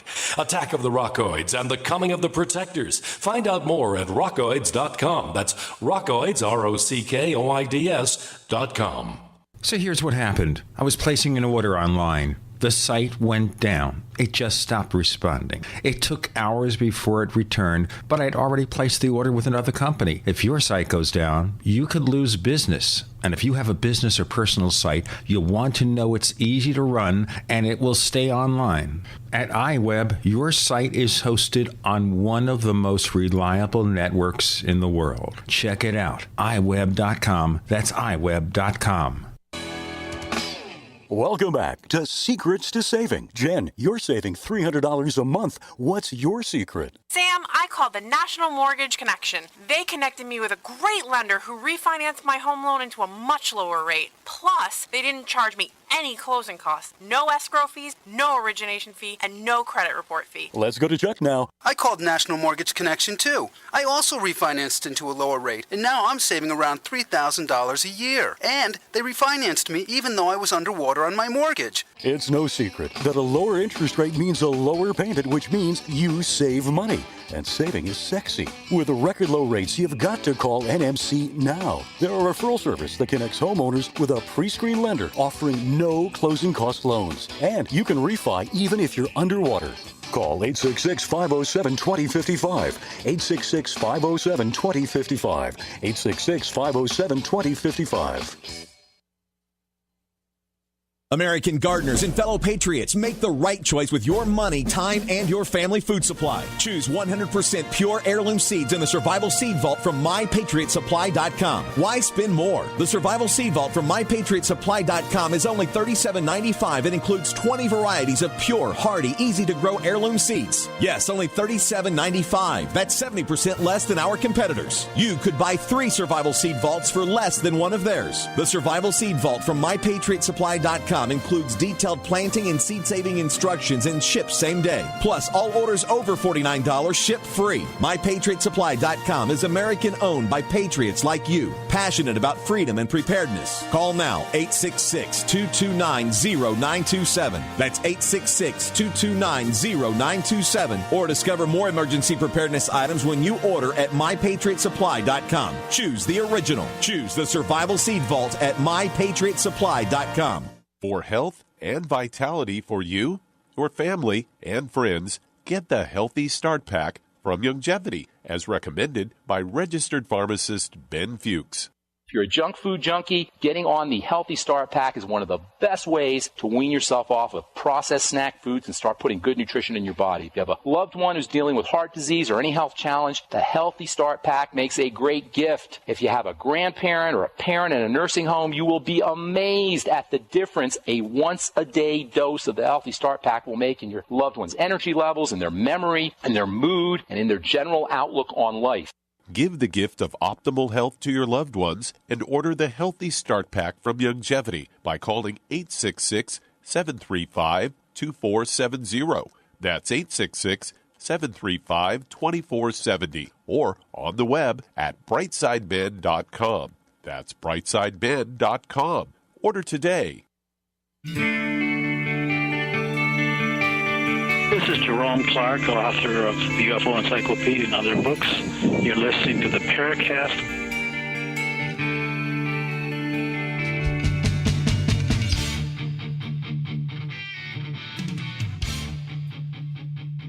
We don't want to forget the rest of the response to that question. Colin Andrews, continue, please. Well, Professor Gerald Hawkins down in Washington, D.C., head of astronomy at University Boston, he looked at the circles we had. He felt a good starting point for this was to look at those that we had recorded pre-contamination. In other words, pre the time when Doug and Dave came forward and claimed to be responsible for making many of them. And these were printed in our first book, Circular Evidence, which became an international best-selling book, which of course was pleasing, but it got it out to a lot of people. And in that book, I think off the top of my head, I haven't got it in front of me, there was something like 18 designs that we spoke about. We reported on people's experiences, UFO experiences, many of them.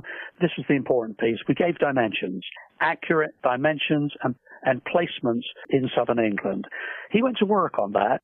And what he found was that more than three-quarters of them, I believe it was 11 out of 18, came up with consistent ratios. That is, if you square the circle, in the case I think Chris was making of circle with a ring, circle with two rings, well, square the circle, then square the first ring and square the second, and the ratios that exist between those three elements squared, and compare them to other designs in Circular Evidence, the very first book written on the subject, he found there was a consistency of diatonic ratios. These are the same ratios in the musical scale. These are the black notes on the piano in the Western musical system. So that if you have C as I think 297 hertz in audible frequency, and you press the adjacent note to it, the ratio that exists between those sound frequencies is the same that existed, one element to another, in the crop circles in southern England between 1981, when the first of the team got involved and measured them, through to the publication of Circular Evidence in 1989. So there is a mathematical starting point for that very intriguing question that was asked, I think, on your blog site. And just to say in conclusion, it was that result, Professor Hawkins' result, that fascinated Queen Elizabeth, the scientific advisor at the time, also scientific advisor to the Prime Minister Margaret Thatcher during the time that I was sending reports to them, because his comment was to us personally that if this is so, and this applies globally, then we have an international conspiracy. And that simply is not feasible as it stood right back in 1989. Wow. Well, that kind of leads me to my next question from Psychedelic Alchemist. And as a little aside before I mention this, I happened to be on the phone. I spoke with Lawrence Rockefeller's right-hand man, Henry Diamond, who replaced George Lamb back in, I think it was 98. He had just was getting himself up to speed on Lawrence's affairs, and he asked me, kind of out of exasperation almost, he says, why is Lawrence so interested in crop circles? Doesn't he realize that it's probably British intelligence doing these things from space? You and I both know that, Chris. And I was like, we do? I thought it was a very interesting aside coming from someone so highly placed. But that leads me to the question by Psychedelic Alchemist. Are governments around the world purposely trying to cover up the crop circle phenomenon? Or are any government agents behind these designs? And if so, what could their purpose be? Well, that is a very big question. I could go into a thousand directions with this one. We got some pretty good listeners out there. Very good, very intelligent questions, very probing. I would say first that it is not my belief that any government, British included, are responsible for constructing crop circles, not from airborne technology. The reason that I say that is that airborne technology capable of this kind of manipulation of plants, and we're looking at microwave here, low levels microwave beamed from above, have to have a forward momentum, a velocity, a forward momentum to actually not only, of course, soften plants and to influence their stability, but to actually place them into a design. This is capable of, to some degree, in a microwave oven, traditional microwave oven, but you kill the plant. They're heated, they die. And also, I've spoken at first hand to witnesses in the farming community, landowners, in and around military facilities and way outside of those facilities who had these things in the 40s. Actually, one in 1923-24. Hard evidence, 1946, 47. We don't know of the technology capable of doing this, even by the military at that time. And so, and you know, they have plenty of grounds where they can experiment with these kind of things without putting them, right alongside major highways and things like that. I don't actually think they're involved in this at all, but they most certainly are involved in infiltrating the crop circle fraternity, as they are the UFO fraternity, and other subjects that they know something about, but not everything about. Yeah. And that's another whole program. I've always said when it comes to UFOs and some, paranormal-esque phenomena, which you could classify crop circles as, the more you know, the more confused you are. The governments definitely know more than we do. That's why they're that much more confused. I'm pretty convinced of that. Yeah.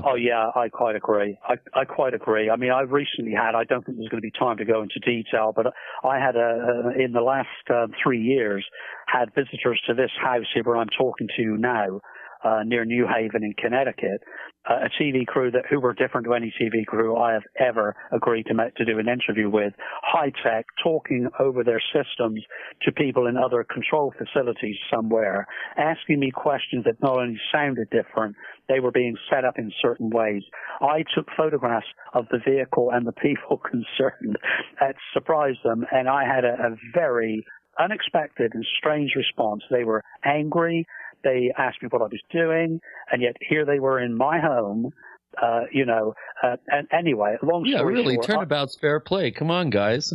Well, absolutely right. I mean, the outcome of that was that I still have, thankfully, a few good contacts on the inside of some of these authorities, FBI and so on. And my information was that this was an asset building operation by United States intelligence. And for the future, again, we're looking at future time here.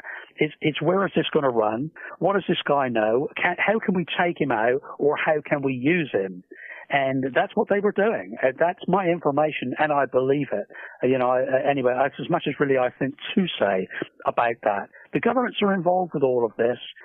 They are in and around the UFO and other subjects too, because the bottom line is where the research is not focused is in humanity itself. It's inside our minds. It's inside the program that runs us. When a pope says he's resigned because God told him to, when a president goes to a fake war that he has produced because he was told to, when a guy goes out and makes a crop circle because he was told to, or leaves his home in Switzerland to look at a UFO over his head, these are all things that have a very striking similarity to them. And, we're back to kind of in that realm of consciousness, which has no adequate definition. Consciousness is, as it says in the book, and please stop me if this is too long. It's just like 30 seconds. Can I finish with that? Yeah, no, definitely. Go ahead. Believe me, this is great stuff. Well, thank you. But I mean, this is where I think it is. There is no adequate definition for it. The consciousness is the act of awareness. It is the substance of form and the force through which we experience life. It is personal. And it is collective. It directs us. It is carried on energy, and yet it is not energy. It is something beyond. When we extend our awareness and intent to use the force of our consciousness, we can manifest a change in our surroundings. We have to make our minds up. This is what I believe. This is where I think we are on this crossroads in all subjects right now, right this day.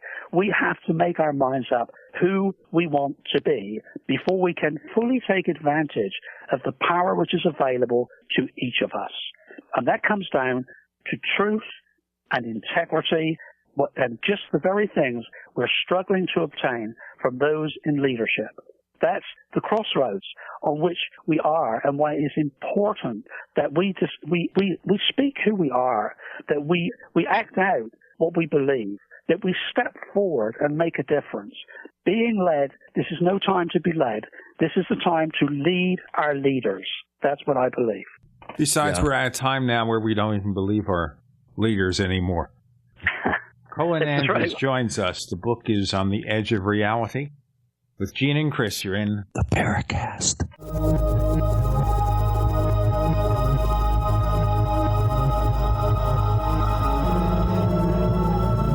The GCN Radio Network, providing the world with hard-hitting talk radio. GCN.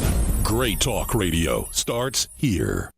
Hi, this is Ted Anderson. If you'd like to listen to GCN programs on the go, I have great news. GCN has created a Droid and iPhone application, and it's free. Just as easy as going to GCNlive.com, click on the banner, and download. Before you know it, you'll be listening to your favorite hard-hitting GCN shows, live or on demand, right on your Droid or iPhone, 24/7 and on the go. So download the Droid and iPhone app free by clicking on the banner at GCNlive.com. Thanks again for listening to GCNlive.com. Again, that's GCNlive.com. Hi, this is Ted Anderson. Have you ever wondered why banks, stockbrokers, investment advisors won't talk about gold IRAs? They've been available since 1986, yet the financial industry won't recognize the value of gold for your retirement. Gold has outperformed paper investments, yet no word about IRAs. If you would like to have gold for your retirement, call 800-686-2237. Don't get left behind by rising inflation and low returns. Call 800-686-2237. Secure your future and call 1-800-686-2237.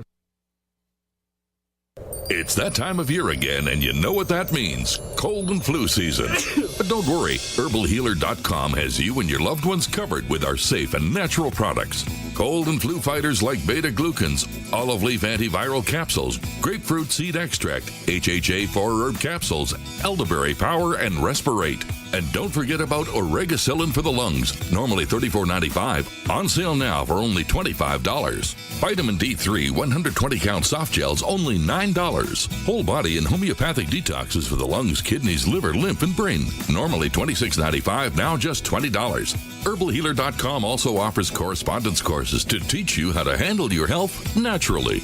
And as always, new customers get a free 128-page catalog with your order. Visit HerbalHealer.com and click the Winter Specials button to save on our natural cold and flu fighting products. HerbalHealer.com, healing the world with nature, one person at a time, since 1988.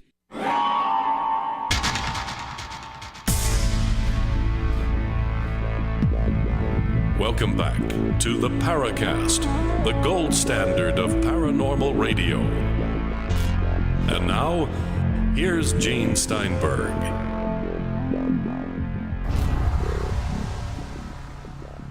We have so many questions. I've never seen so many questions asked of a single guest as crop circle research pioneer Colin Andrews. The book is on the edge of reality, and we're going over the edge, I think, at times to try to figure out what's going on. Chris, what's our next question? Yeah, I think it's a very apt title, Colin, really. It's very appropriate. Here's a question from OS Prime, which is a good one. It's one that I've often thought about, and you're the perfect person to bounce this off of. My question for Mr. Andrews, hey, is there ever been any direct correlation or connection found from the actual designs themselves to, say, ancient text or manuscript lettering, like in biblical manuscript, or he uses the example of the Voynich manuscript? Do we have any sort of tie-in to ancient glyph forms or writing forms? There would be people who would claim that that is so. I guess I don't hold too many of them in my head because I've lacked a little confidence in them. But what I would say, and this is not dodging the question, there have been a range of designs that have suggested that we were coming to kind of a period of chaos, suggested in chaos theory and in those fractals that we have seen, that did intrigue me enough to conduct a more than 6-month investigation, which led to writing, incidentally, the Complete Idiot's Guide series of books on 2012, which I wrote with my wife, Synthia. And that was based upon a prophecy, and based upon not a language, but based upon, what was being suggested in the fields. And which I incidentally do have to say, I'm seizing my own opportunity here, is that when Hollywood and the media in general created the myth, a self-made myth of their very own, it wasn't anything to do with the Mayan people, which I think was extremely disrespectful of them. They put out the myth that it was claimed to be the end of the world, which the Mayans themselves never said, nor did any leading researcher I ever spoke to say. This was Hollywood and the media. What actually happened, and it's not been given enough credit or discussion, is 2012 happened and is still happening. Not tied to the date 21 December 2012, the end of a 25,000-year cycle where we had economic collapse, where you have 7 billion people, unsustainable food supply systems. When you look at global warming and climate change, and we now have a direction which science is confidently taking with it, even giving us a date of termination of life on Earth, if these things are not important, in the cyclical sense, then they simply didn't see what 2012 was saying. So anyway, without heading on with that, so I was going somewhere else, which I've now forgotten. But there is information. We were talking there about any sort of tie-in with ancient script, manuscript, glyphs, any sort of conscious or otherwise connection to the ancient past. We do have some tantalizing evidence that these formations are not a new phenomenon, that back in the 15th and 16th century we have mentions of a pretty famous woodcut of the devil, the mowing devil. That's right. How about ancient formations, let's say in the Middle Ages? How far back can we document this phenomenon?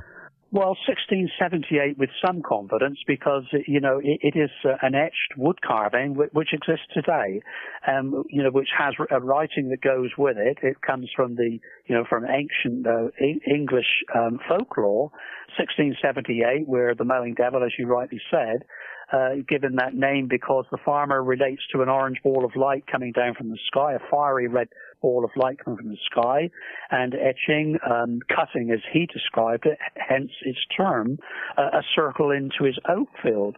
Well, that really isn't very different at all to what happened in 1976 when Joyce Bowles and her boyfriend, Ted Pratt, also experienced an orange ball of light in the field where, as I was saying, the start of this clean sheet of paper, which became the crop circle subject, they had an abduction situation, which I won't repeat. A very, very, very similar situation played out.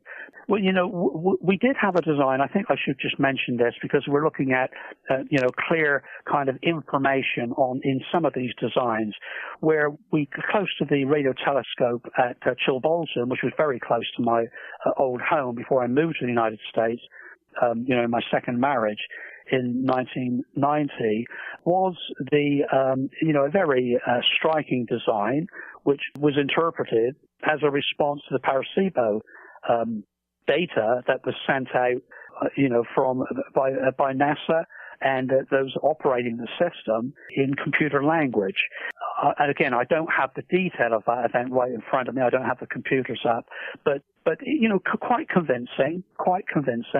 But I cannot say, because we didn't throw scientists that I was working with at the time onto that design, and I've not seen published anywhere the plant analysis, the electromagnetic spectrum, other work that has been going on with other designs. I wish it had, because that design held a lot of information, and it would be great to know whether we should be paying more attention to it than we have. You've been talking about consciousness and the role of consciousness, not only in this particular mysterious phenomenon, but other areas as well. And, I often wonder, looking at the crop circle community, where the suspension of disbelief ends and the kind of want to believe, new age kind of vibe begins. Where do you come down on some of the, people touting particular personal opinions and agendas relating to sacredness and kind of new age concepts? I'm just kind of curious, because there is a sense of consciousness and some sort of collective, potentially, consciousness or compulsion for individuals. Yeah. But then we have this whole belief thing, almost a religious belief that's sprung up around these wonderful artworks. Where do you come down on where we should have that line? Well, where I come down is through absolute thorough experience, because I've traveled that road. When I first became involved, there were 4 of us looking at empty fields only there with the farmers. This grew to hundreds and then thousands and became a global known mystery. And out of this, from that single piece of paper we were talking about there as an analogy in 1976, all of the pieces came together. These were researchers.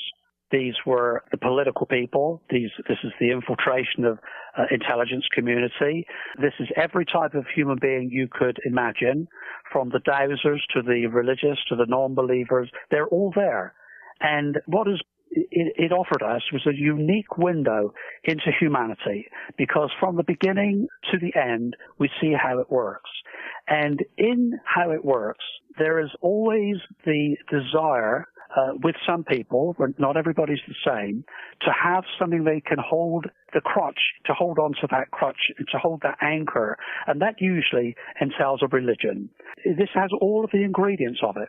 If you see something which is mysterious and you're stood in a wonderful landscape of central southern England, which it is, it's a beautiful place, one has the air of a spiritual quality.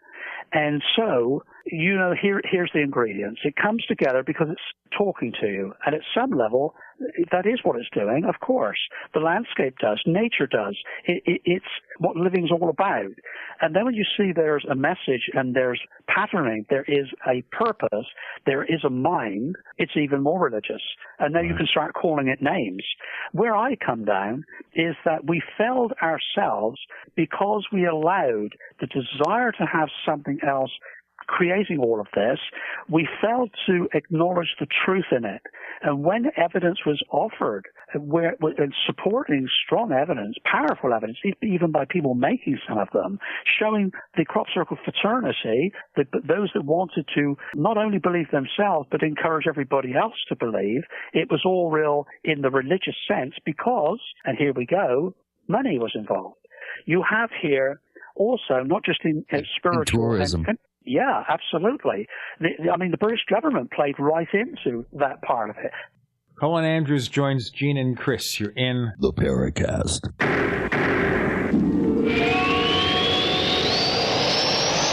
Neighbors, are you tired of dealing with a slow web hosting provider? Well, check out A2 Hosting and their screaming fast Swift server platform. They even have SSDs that load pages 300% faster than the competition. Ready to give your site a speed boost? Well, tell you what, neighbors, head on over to a2hosting.com. That's A2, that's the number 2, a2hosting.com. Check out their Prime hosting account. And get this, neighbors, they're even giving you an exclusive 25% off discount for all our listeners. 25%. And remember, their Guru Crew support team is standing by 24/7, 365 days a year to answer any of your questions. Now, to get the discount, use the coupon code GENE when you check out. Hi, this is Gary Cooper with Midas Resources, Gold and Silver. Government shutdown, inept politicians, entitlements, looming Obamacare. The death of the U.S. dollar as the global reserve currency is what nobody wants to acknowledge. We have a debt bubble that cannot be paid and will eventually crash the dollar. If you're concerned about keeping your money, why not consider storing your wealth in gold and silver? Call me, Gary Cooper, at 1-800-686-2237, extension 130. Together we'll discuss your options of buying gold and silver. Again, the global elite have plans for your money and it doesn't include you. So call me, Gary Cooper, at 1-800-686-2237, extension 130, and we'll discuss your options of buying precious metals. Also, I can send you information on how you can roll over your IRA or 401k into a precious metal IRA. Again, don't get caught with money in your account when the dollar crashes. Call me, Gary Cooper, at 1-800-686-2237, extension 130. To thank you for being a loyal listener, we have a limited time freebie offer for you. Claim your free heirloom tomato seeds, just pay shipping, right now at 123freeseeds.com. These aren't ordinary seeds. These are heirloom, non-genetically modified super seeds that are open pollinated and can be grown, harvested, and replanted endlessly. These survival seeds are actually more valuable than gold in a crisis. Go to 123freeseeds.com and you can get an airtight storage packet of 150 super seeds free while supplies last to say thank you for being a loyal listener. First come, first served. Just cover shipping. Go to 123freeseeds.com now to see if your free heirloom seeds are still available. That's 123freeseeds.com. A healthy digestive system supports a healthy immune system. And a healthy immune system protects you against infections and disease. Pro EM1 Daily Probiotic Cleanse, available at Teraganix.com, is the key to digestive health. Pro EM1 is a powerful liquid probiotic and is gentle enough to use every day. Pro EM1 contains 3 groups of beneficial microbes and enzymes to cleanse and remove toxins, supports weight loss, improves absorption of food nutrients, and aids in controlling yeast and other infections. Pro EM1 is dairy, wheat, and soy-free, is non-GMO, has all natural certified organic ingredients, has no preservatives, and is never freeze-dried. Pro EM1 is the key to your digestive health. Order Pro EM1 Daily Probiotic Cleanse at Teraganix.com, spelled Teraganix.com. Teraganix.com, or call toll-free 866-369-3678. That's 866-369-3678. Pro EM1, the raw probiotic. We'd like to hear from you. If you have a comment or question about the Paracast, send it to news@theparacast.com. That's news@theparacast.com. And don't forget to visit our famous Paracast community forums at forum.theparacast.com. The British government had a part of it?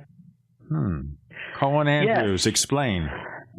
Well, the British government, the British Tourist Board, wanted their cut of the cake too. I mean, industries that grew out of this. Let me not leave myself out of this. I'll insert myself as I talk this point through for just a second. The Tourist Board, of course, wanted as many people coming to visit crop circles as possible because they all had to stay somewhere. They all had to eat and shop and travel and fly. You know, and all these things were happening, and the byproduct of having large numbers of visitors, like a mass pilgrimage to southern England, which I partly created, incidentally, because, you know, I'm one of, in fact, probably the most significant name. I'm not patting myself on the back. I've been there from the beginning, and out there very public, most of the television documentaries and programs, books, and so on. So I'm in here. I am in this equation, but, one has to fess up for how far down this road could your conscience possibly allow you to go? If, for example, you produce a book, and like I say, I have too, the one that clashed with my change in direction because I was reacting to what I was given, which was the level of hoaxing that broke the myth of spiritual, of the religion that was in here. This book, which was Crop Circle Signs of Contact, was published at the same time as the Signs movie, which I was an advisor to Mel Gibson's movie on. And, of course, these things come out at the same time. I knew that when I was announcing to the world around about the time, just after the time we spoke on the telephone, that I was about to chop my own feet off because I'm going to be announcing to the world, these are man-made, and I've just published a book on the same subject. But a lot of people can't do it.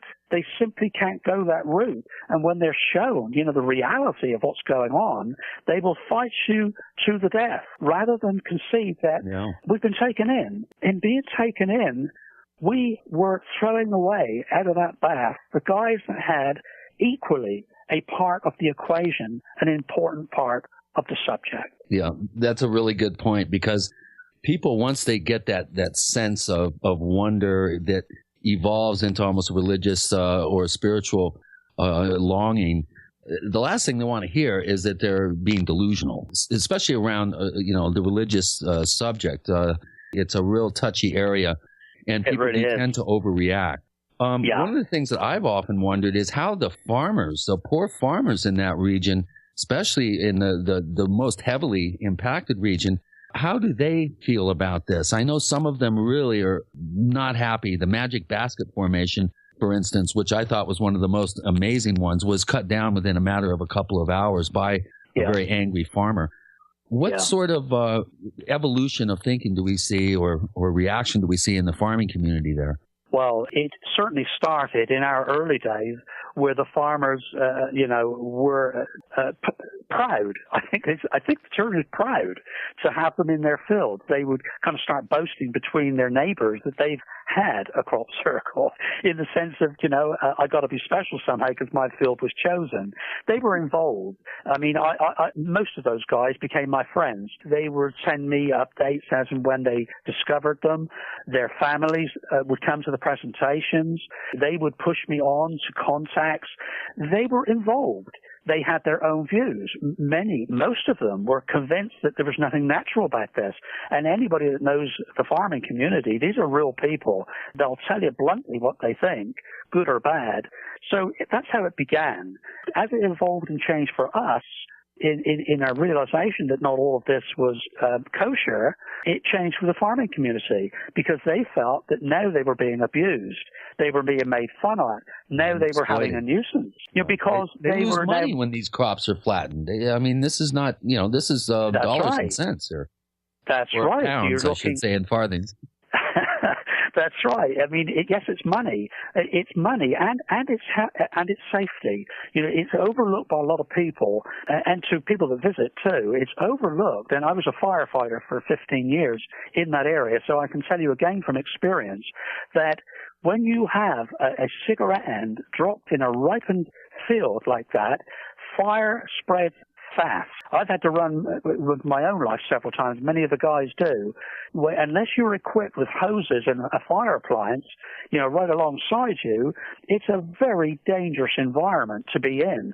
And that's the responsibility of the farmers. When they have hundreds of people stood in a field, looking in the middle, it's a half a mile to get out. That's a half a mile for fit people to run fast. And when I'm talking about fast, if you have a windy day, you're looking at the possibility of losing a lot of people. So, there's a lot to consider, and these guys are up to their ears with it now. The level of hoaxing, which they've been convinced of, through some of my work and other people's work. They have seen the recent television documentaries of people making them. We've had Undercover, Lawrence Rockefeller funded some of that, filming people making them. And so their attitudes has changed. They are now angry. And, we've even had, as you probably know, I think, 3 years ago, when a farmer with a loaded gun fired over the tops of the heads of researchers. That's a court case, which perhaps I'm not best equipped to comment upon. But that's the level of anger you're looking at. It's gone from very cooperative, nice community to, please keep out of my field. Yeah, maybe that's why we're seeing a gradual reduction in the number of circles being reported. I think this last year was there was quite a reduced level of activity, in relation to past years. Well, one of the things that's always puzzled me is these balls of light that are fairly consistently reported from time to time as being somehow involved in the creation of these circles. Of course, some of us remember the infamous Oliver's Castle footage of what appears to be two balls of light creating a crop circle, which was later debunked. And then later, there was some question of whether it should have been debunked. Where do you come down on that particular footage and the role of these balls of light? Well, I was sought out by the person who, I'll just start with Oliver's Castle. I spent 6 months or so very, very intensively, specifically involved in that investigation. I was sought out by the person who filmed it, claimed to have filmed it, I think is the way I should put it, John Whaley. That was who he said he was at the time. Later research found him to be John Wabe, W-A-B-E. He sought me out. I went with Synthia as my witness to meet him in a pub, shown the footage through his actual camera, and was very impressed with it. He offered that film to be loaned to me for research, and it was researched. There was later, and I'm stepping through a lot of stuff here, but it was later I engaged, again through Lawrence Rockefeller's funding in that period, to employ undercover agencies to look into it. Because, as you rightly say, or I will say, that it was very impressive. It showed orbs of light supposedly making, two orbs of light supposedly making an intricate crop design. Well, if that was for real, then of course that was the biggest breakthrough that we yet had. So we had to invest a lot of effort into establishing that fact. We have Colin Andrews joining Gene and Chris for 2 more segments. You're in the Paracast.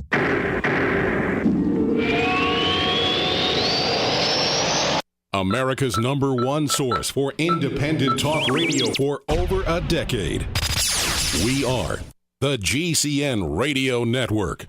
Graphic Converter is the image manipulation tool for the rest of us. It does not use any database. You get full control of all your files. Want to view the images of a folder? Drag it into Graphic Converter and a powerful browser opens up to show your image files. You could use it for slideshows. You could use it to import images from digital cameras or from scanners. Need to do some image editing? You can do that too in Graphic Converter. Also print catalogs. Convert from so many formats I can't even list them. Download now to see if Graphic Converter is good for you, like 1.5 million other users. Guess what? You could save money when you buy Graphic Converter. Use the coupon code Night Owl. Use the coupon code Night Owl to get a special price for Graphic Converter. Go to lemkesoft.com. That's Lemke soft.com. Lemkesoft.com. Lemke soft.com. An e-cig revolution is sweeping across the country. But is yours American-made? Vaporite e-liquid by LeSig is. Manufactured in Arkansas with 100% USA-sourced ingredients. And when you buy American, you support local jobs. Vaporite e-liquid by LeSig is top quality at an affordable price. The very principle that once drove the American economy. Get great taste with no ash, tar, or smoke. You'll be wondering why you didn't make the change to Vaporite e-liquid by LeSig a long time ago. LeSig.com has everything you need, for beginners to the advanced vaping enthusiast, with a wide variety of hardware, and also imported e-liquid flavors as well. Plus, LeSig smokes the competition with fast, free, same-day shipping, real people customer service, and a 30-day satisfaction guarantee. Support our country and become a Vaporite at LeSig.com. Or call 870-525-1440, 870-525-1440. LeSig e-cigarettes for today's modern smoker. Hi, this is Steve Sanchez, and based on a recent study, it was found that 57 million Americans had legal issues over the last 12 months, but only 60% of those studied sought out the services of a lawyer. Why? In a nutshell, affordability. Well, my friends at Legal Shield have created a solution that can help you not if, but when you need an attorney. For as little as $17 per month, Legal Shield will provide you unlimited access to qualified attorneys at an accomplished law firm for advice and counsel on legal issues, no matter how serious or trivial. For over 40 years and with 1.4 million families across North America, Legal Shield can help you, the loyal GCN listener. Representatives are standing by now to answer your questions, so call them now at 1-855-340-SAVE. That's 1-855-340-7283, or visit them at lsprotection.com. That's lsprotection.com. Normal blood pressure, naturally. How would that make you feel? I'm Don from New Mexico. January of 2000, I had a heart attack. Then my real health began going downhill, and I had high blood pressure, high blood sugar, poor vision, and I really wasn't sleeping well. I was a mess, pretty much. Don reports dramatic improvements with Heart and Body Extract. I started taking Heart and Body Extract, and from within a few days, I started sleeping a lot better. My blood pressure normalized, my blood sugar normalized, and my sleep really did improve. Experience these benefits and more when your body gets what it needs with the assistance of Heart and Body Extract. Order at hbextract.com or call 866-295-5305. That's hbextract.com or call 866-295-5305. And folks, I did not expect this at all. By the 7th, 8th, and 9th day, I saw dramatic improvements from taking Heart and Body Extract. Details at hbextract.com or call 866-295-5305 for Heart and Body Extract.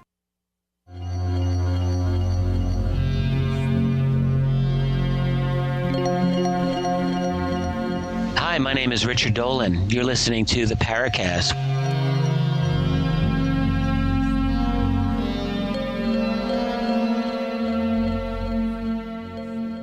On the Paracast with Gene and Chris, we have Colin Andrews joining us. The book is On the Edge of Reality, written with his wife, Synthia Andrews. So in doing a project like this, you basically do the research and she does the writing, or what? Well, this one book, well, actually 3 books, I guess, that we have done together. The research is almost, entirely mine.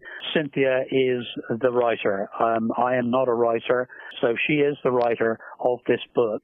And I think it's an excellent one. But she has a major hand. She's not only a very intelligent person, but she's had her own experiences. She's a naturopathic physician and has a real input with ideas and thoughts also. So that's how we kind of spread our input into the book.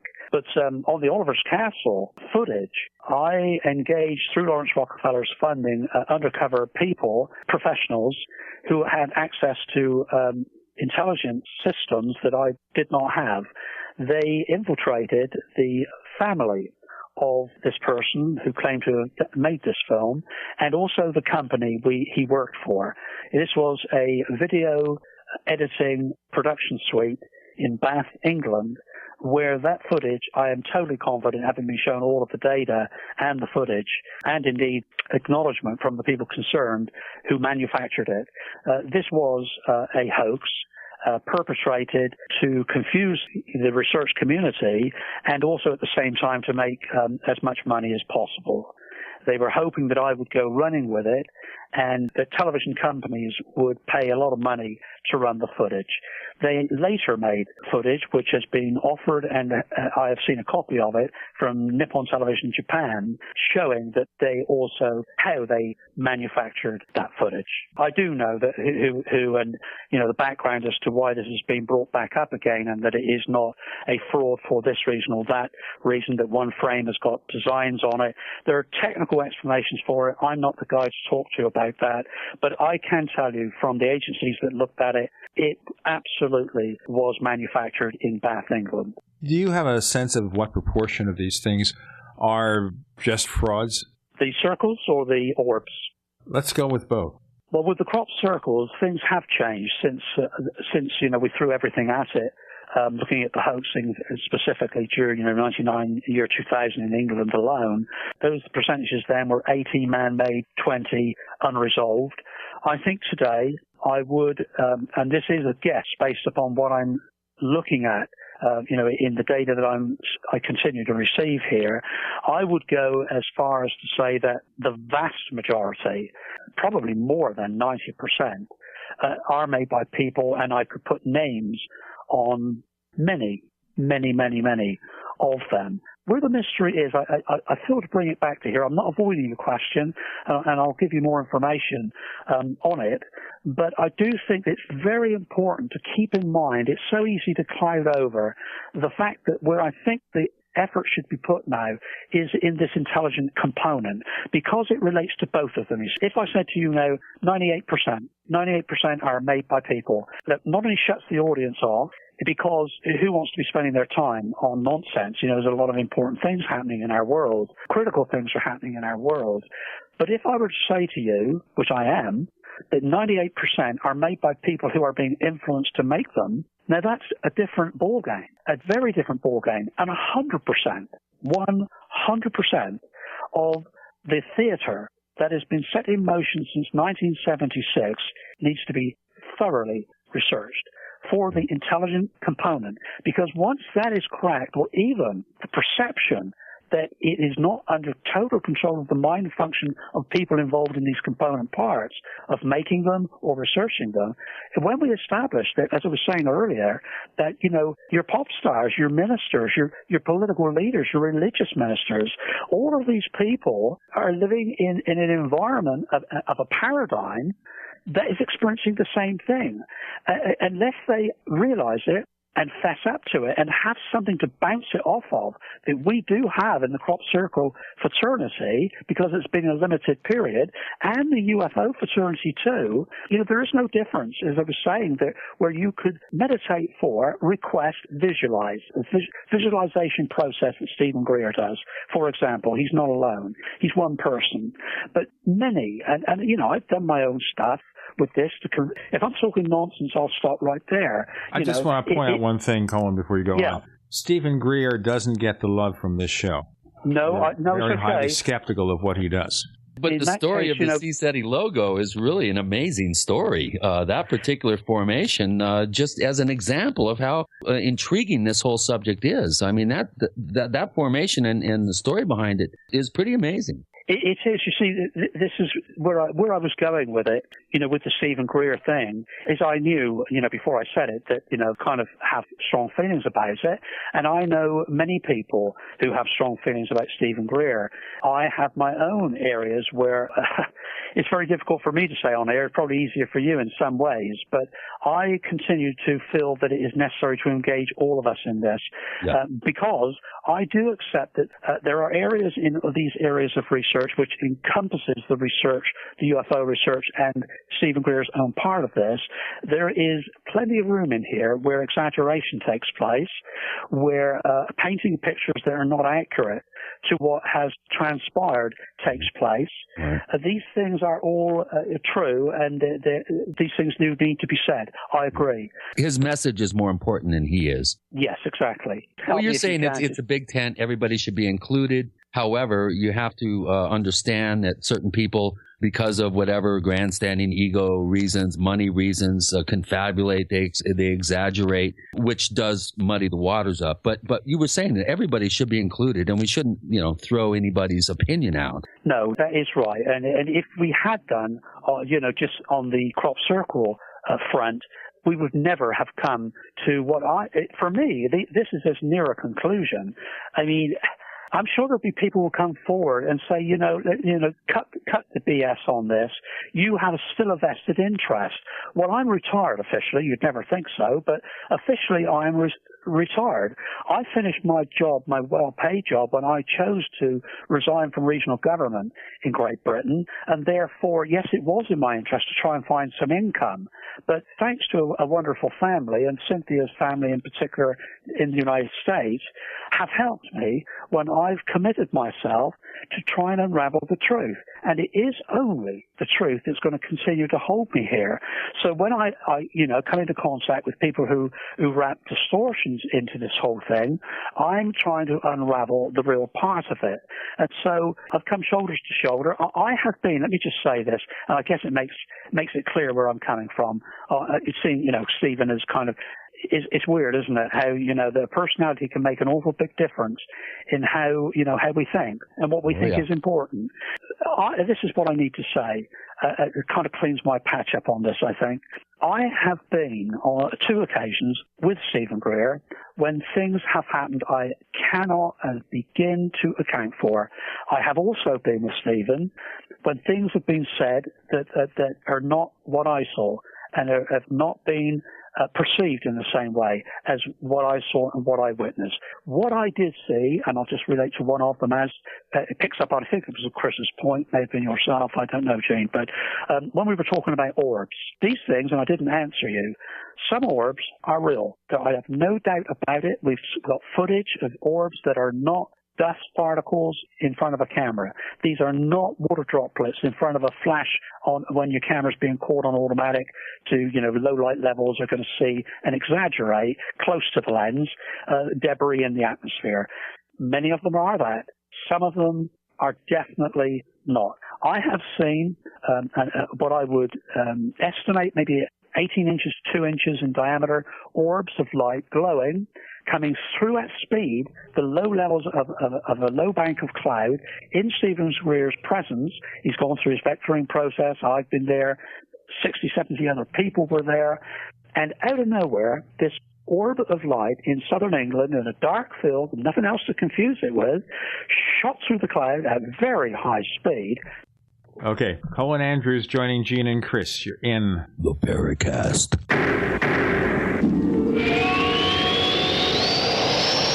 Are you tired of searching for great talk radio? Something more important. Search no more.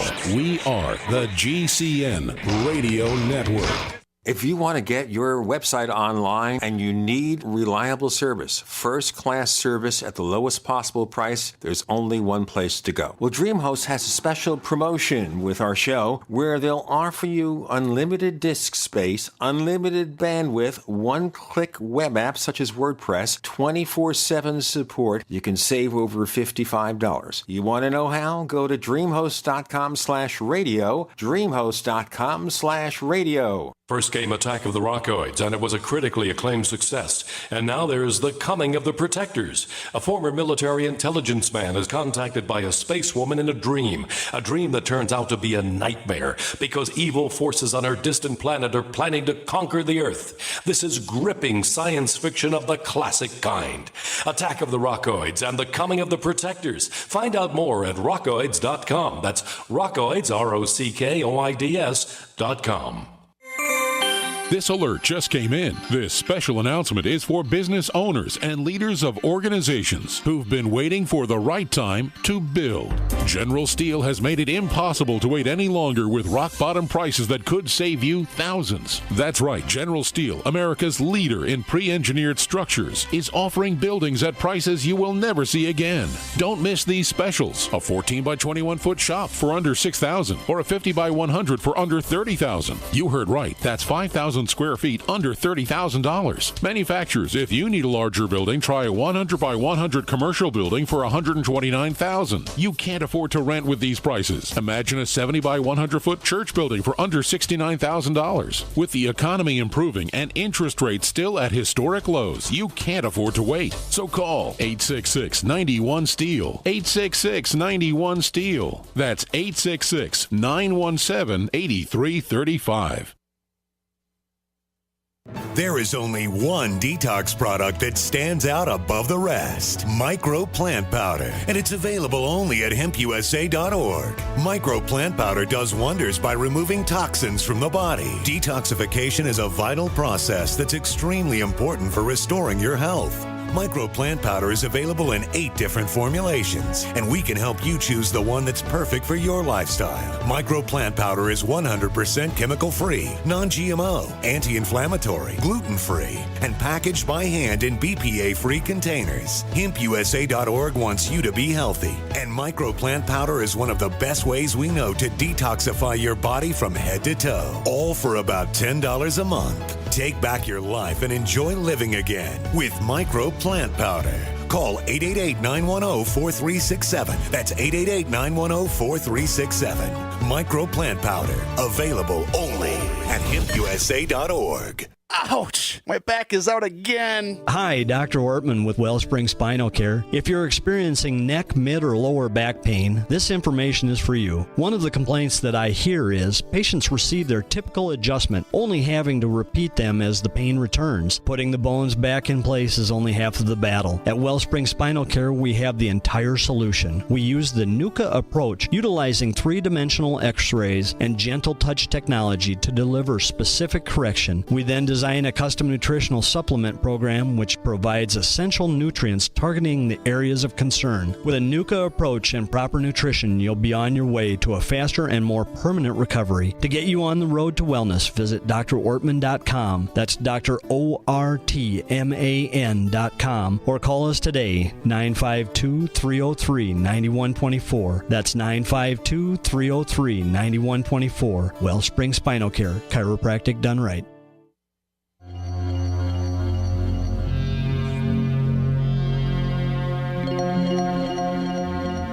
Hi, my name is Richard Dolan. You're listening to the Paracast.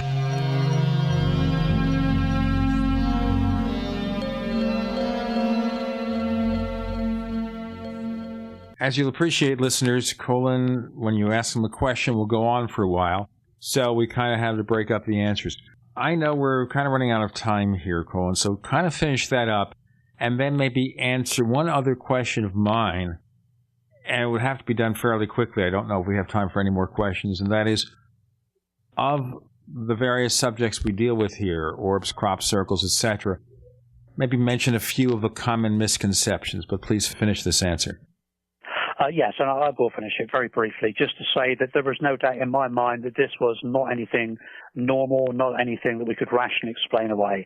And that was in his presence. So to throw that out with everything else, because Stephen Greer was present, would be a misjustice, I think, an injustice to ourselves in our work. So that would be my point. Yeah, he shows up in Crestone every year to do his Ambassador to the Universe training. I think he's going on 18 or 19 years. Of course, I was the one that introduced him to the area. And for the first 5 or 6 years that he would show up, nothing would happen with Greer's party, skywatching. There'd be a few kind of mundane things that were equivocal. But the rest of the valley would go nuts. And at one point, I told Sherry Adamak, his now long departed manager of CSETI, I told her, Stephen's got to give better directions because they're chasing all around the San Luis Valley, everywhere but here. Yeah. Can you mention a few very quickly other misconceptions people might have about crop circles and orbs? Well, I don't quite know where to start with that. I mean, the misconceptions really, I think, in some way that we've kind of covered, unless you're saying that, there's an area that I need to go further with. I mean, there are many misconceptions with crop circles. They're saying that many people think they are real. They're not. Misconceptions that they all mean something, and I don't think they do. There are groups of hoaxers, just to give them that term.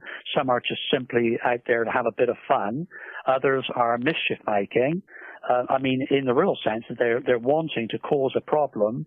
I think people have suspected on occasion that there might be other agencies, more government-related agencies, that are distorting the information by interfering with patterns that appear that have some meaning to them that we would discover to find that a helicopter, and I have interviewed farmers that have told me this in England, as indeed there's another case here in the U.S. where a helicopter was heard by a farmer hovering over his field at night, lights coming down and the rest of it, to find that clearly somebody has dropped in and has interfered with a design that was already there. So I don't know. There are all kinds of misconceptions as to how we read this.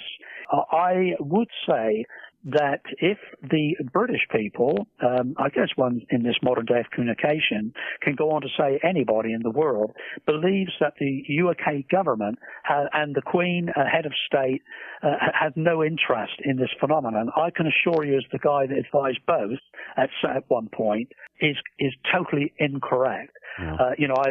Crop circles or Government Circles, the book that I wrote called Government Circles, is all the documentation that you'll ever want to see to convince anybody that they are very interested and involved, but don't have all of the answers.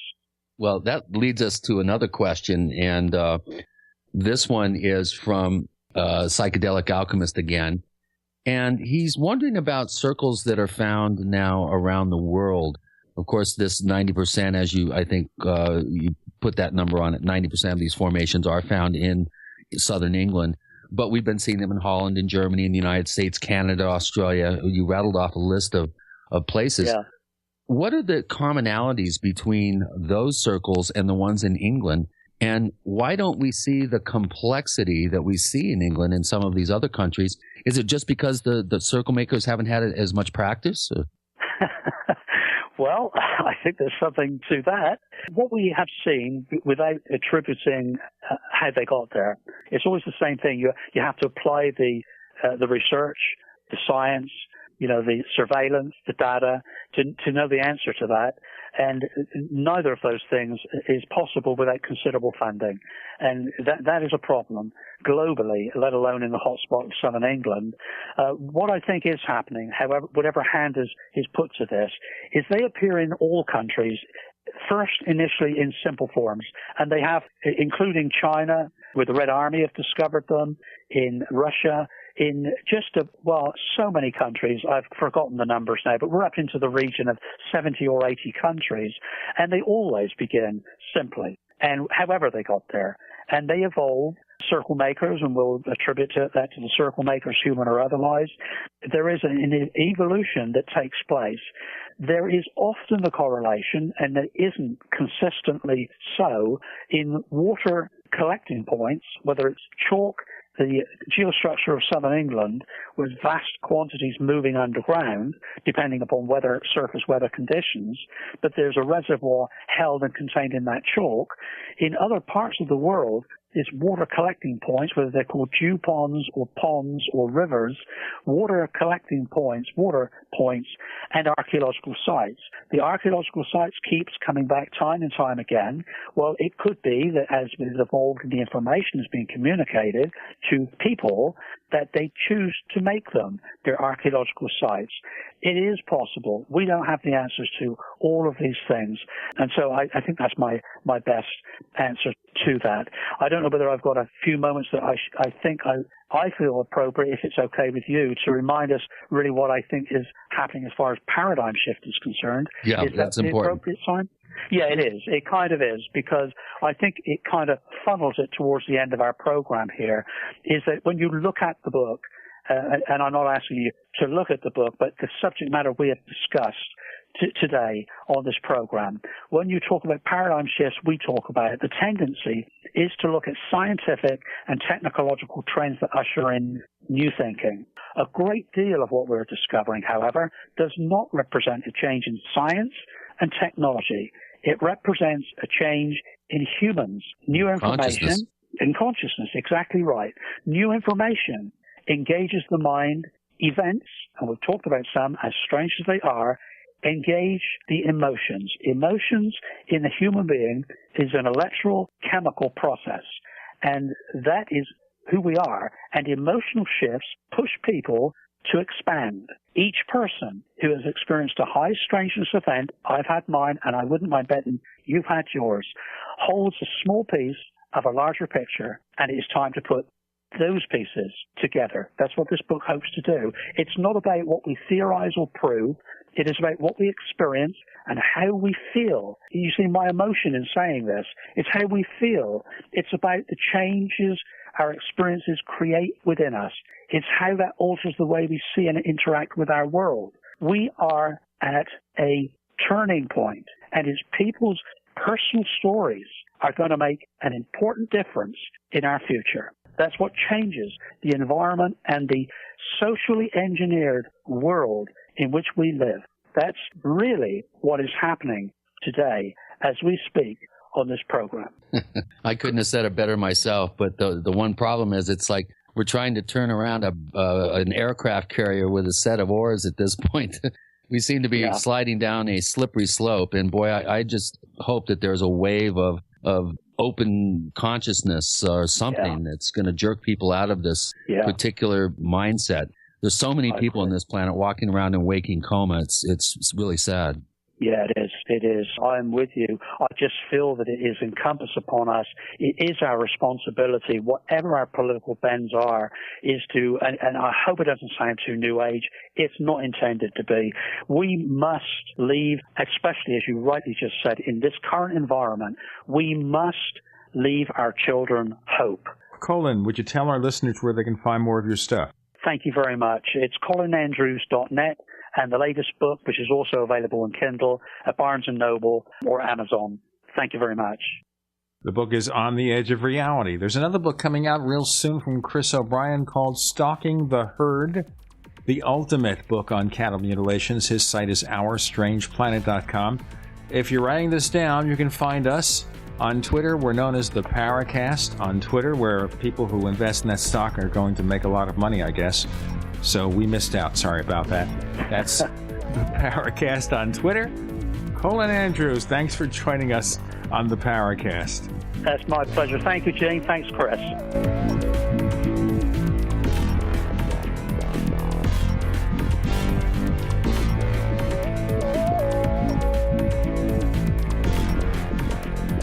The Paracast, featuring Gene Steinberg and Christopher O'Brien, is a copyrighted presentation of Making the Impossible, Incorporated. Tune in next week for a new adventure in The Paracast.